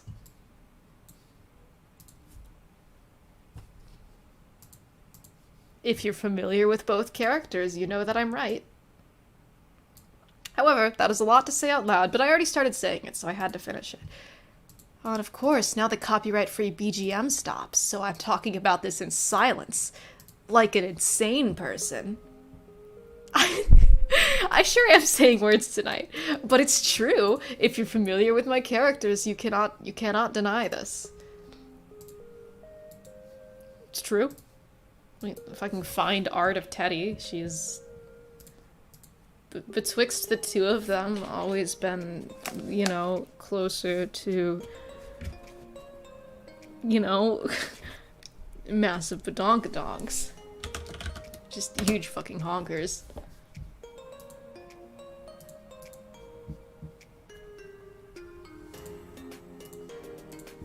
You know. And this is on purpose. I feel very male character designer every time I draw Teddy. And I feel like they've only gotten bigger with time. But you know, sometimes you just, bounce, am I right? Agnes used to wear a bralette. What happened to that? I liked it. I liked it a lot. However, I've just been thoroughly unhappy with her character design each time I do it. And while I think it's an iconic look, I like this t-shirt tucked in better. I might give the bralette to Candy, actually, because I'm going to redesign Candy too, because Agnes and Candy's designs are the one I've been consistently the least happy with. So you may look forward to Tits Out Candy. Equivalent exchange. And then probably someone will get mad at me because Candy is #TooSexy or something. I don't know. You see, I think it is a bit, I will agree, I think it is a bit problematic, a bit of a bad look, if you will, to have all of your female characters be fan servicey in their designs. I think it's a bit of a bad look to have nothing but fan servicey women. It says something about how you feel about women. However, I do not think having a fan servicey character design is inherently bad. And I think I will have one. And if someone gets mad at me for it, they can look at the, other women in my game who are decidedly not fan servicey. You see, the problem with having 10,000 people get mad at me for saying things like trans man one word is now every time I do something I can think about exactly what a Tumblr anon would say about it. Anyway, I think I am allowed to have one sexy woman, a Tumblr sexy woman, so to speak, when I have this lovely diverse cast of character designs. Diverse in quotes, most of them are white. If someone gets mad, they can kiss my ass. I am the character designer here. Lick my balls. The fan surfacey guy character? There should be one. There should.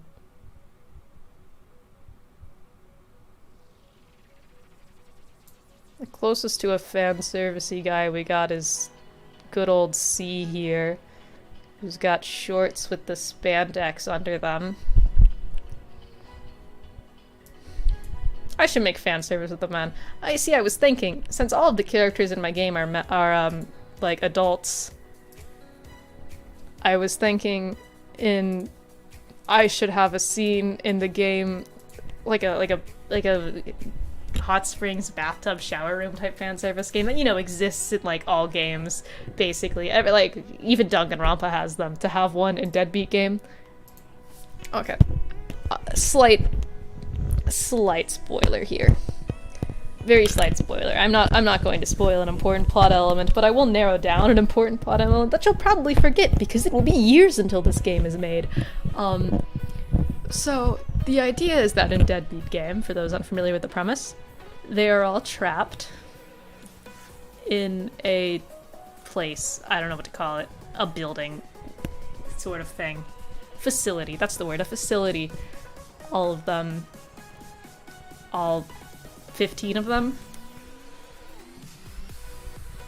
And one of them is assigned the killer, the imposter. And it's their job to kill at least one person every week until either everyone is dead or they're caught. That's the game that they're all being forced to play.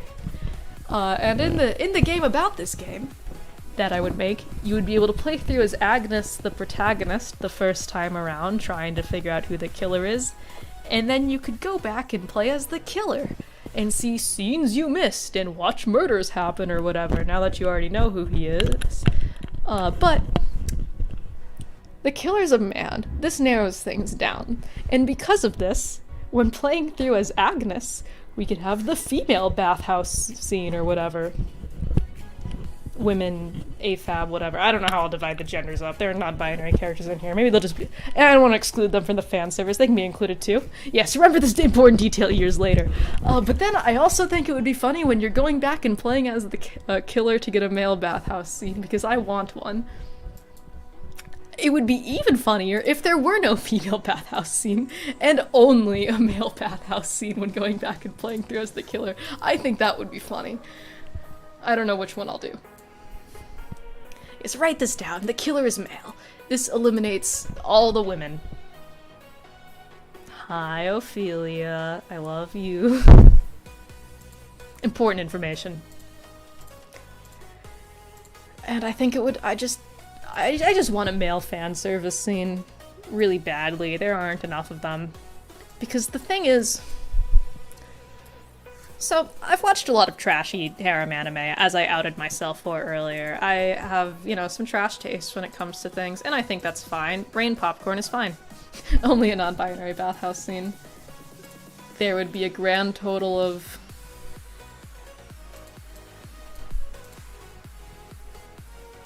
1, 2, 3. 4. I don't know if Willow... I don't know what Willow personally IDs as, I just know he's a he, they. 4 characters in the fan service scene. What the fuck was I saying? Yeah, I watch a lot of trashy harem anime. And I also play otome games sometimes, because I like men. And in otome games, the fan service is so, like... not the same. It's like a different caliber of fan service, and personally I think we should get more anime with men tripping over and then like their shirt riding up because they fell over or something. I think we should have more of that. I think we should have more close-up shots of like men's muscular chests bouncing as they run. I think we should get more of that, personally. As someone... This isn't even me shitting on the, like, fan-servicey women scenes. I enjoy those, too. I am an enjoyer of women. There's, you know, there's a reason it's brain popcorn, but I think we should have some diversity.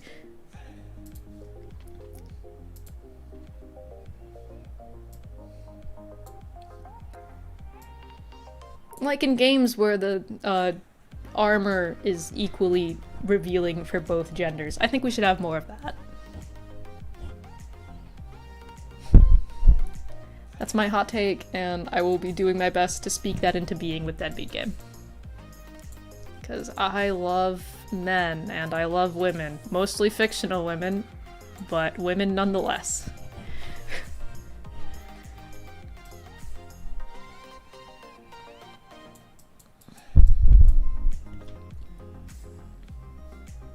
And also personally, I just want to... You. I want to draw you, Fang, tits out for Fang. Also, Anton. Hi, Anton. I want yours too. And Cheshire. I love Cheshire. I'll admit this. Cheshire is like Kokichi, but better. Cheshire is me looking at Kokichi and going, I take a hammer and I fix. And it's pretty obvious looking at him. I'm not a coward, I'll admit it. As a lesbian, I love and support your, I support your love of men, parasocial. Okay, bestie, as a gay, bi, it's complicated. I like ideas bi, but I don't like women IRL. Except when I do. It's very complicated. I don't know where my potential attraction to women fits in. Anyway, I support your love of women. Bestie, parasocial. Tits out for Fang. Dog boy? Yeah, dog. I mean, his persona's a wolf, but he's like a dog boy. Well, okay, actually, he's a wolf boy, if you want to be technical about it, because, so sometimes characters, like their designs or whatever, names, start off as jokes, you know? Like jokes. And then it grows. And it's like, haha, that's funny. So Fang is a lone wolf. Because I thought that would be funny. To make the lone wolf a furry. And then it spiraled out of control, and now he's like one of my favorite characters. The saturation on this picture is so low. I made it on my boyfriend's PC, and his monitor's fucked up. He's a little lone wolf. Hey, he's just a little lone wolf. A little woof woof, a little bark bark, a little... the pun of Teddy is obvious. She's like a human Teddy. Oh, the comic. The comic of Fang and Marius makes me put my, head in my hands. Positive. It's so cute. Hey, Kaz, you haven't seen the comic of Fang and Marius. Allow me to pull it up for you. You don't know, anything about Fang and Marius.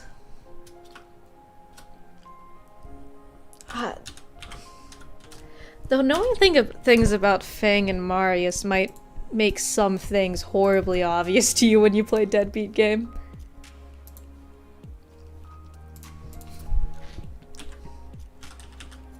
Let me find this comic. It's old art, but I still really like it. I should redraw it sometime. This is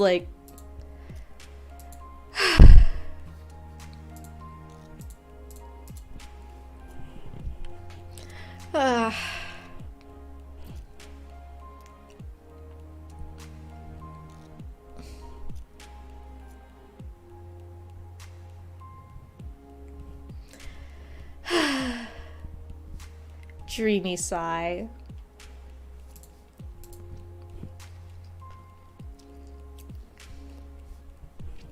Dreamy sigh. He just looks so cute here. Look at him. He's just a little guy. Oh, he's just a little guy. You're so in love. I love gay people. Gay people affectionate.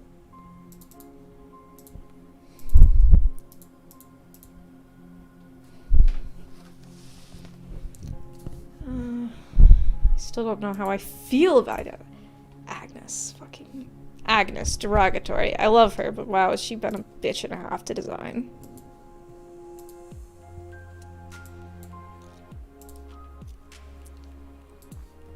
I mean, it's fitting that Agnes would be a bitch and a half to design. She's a major bitch sometimes. I love that about her. I love, I don't know, having, like, narcissism or whatever. Having an inflated ego, because sometimes I sit down and I think about, I wonder what the critical reception, what the fandom interpretation of my characters will be, because I'm just always curious to see people, like, how fandom interprets things, I guess.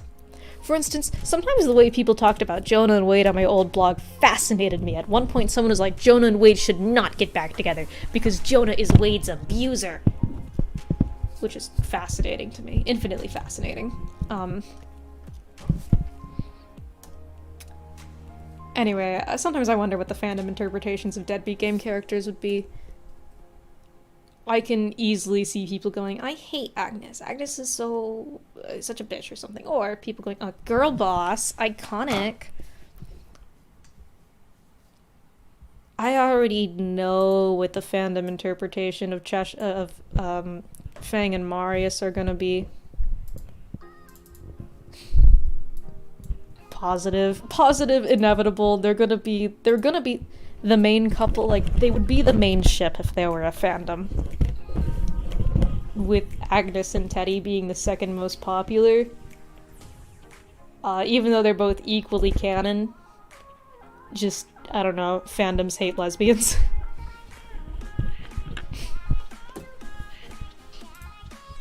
Are Jonah and Wade abusive? No, they're just toxic. Oh, that looks sexy. Okay, I like that way more. Pocket. Oh, I also love mean fucked up women. I can just see her being very they're gonna get clancified, yeah. They're gonna get clancified, and then because Marius is shorter and more feminine, they're gonna make him, like, the easily flustered one between the two of them, when that's not the case.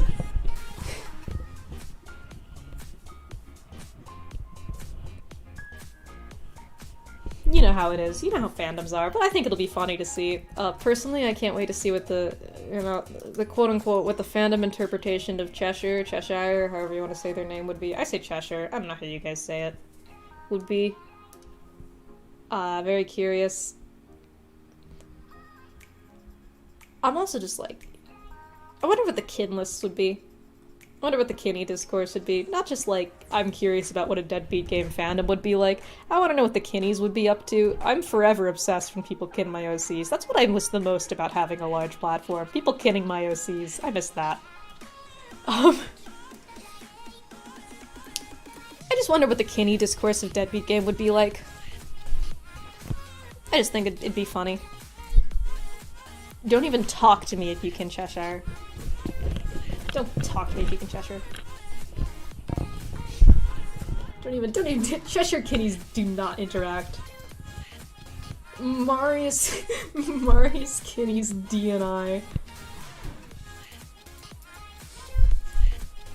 Fang apologists don't interact. I think it'd be fucking hilarious.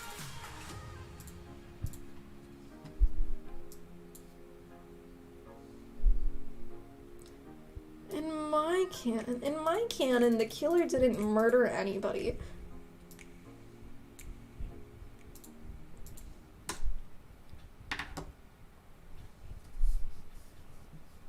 God, I agree completely. That's exactly what I was complaining about. It's the clancification of ships. Every ship becomes clans. Every ship becomes like the woobified version of clans. I don't know how else to describe it.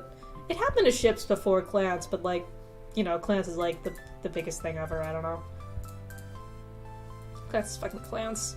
The clancification of Marius and Fang.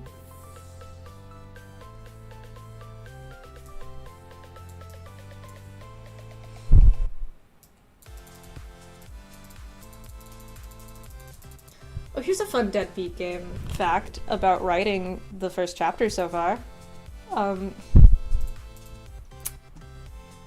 Do you know how hard it is to avoid the phrase Among Us?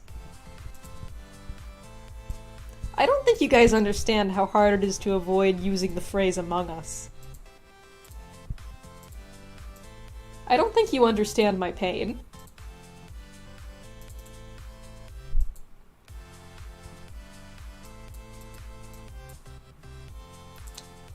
I don't think you guys understand how hard it is to not use the phrase Among Us in a killing game that has, like...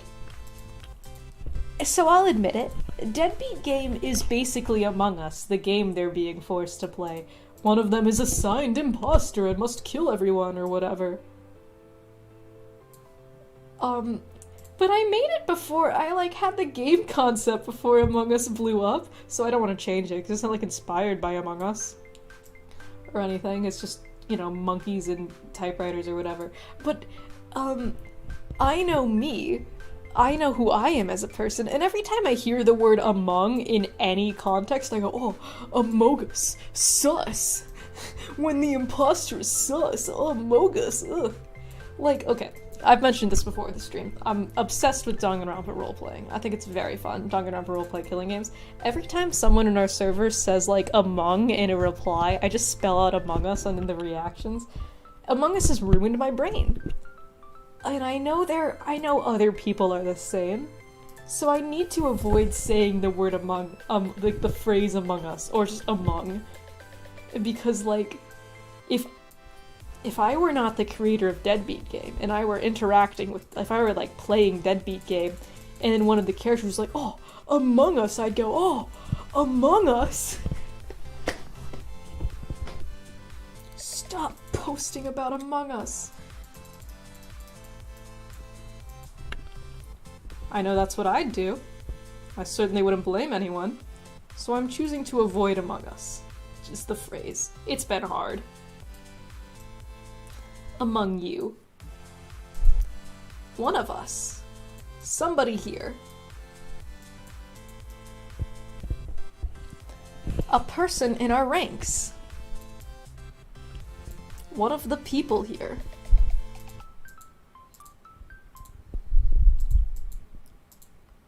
One of your allies. You know? Oh, I'm getting sleepy. Okay. Nah, this fucks. I like this.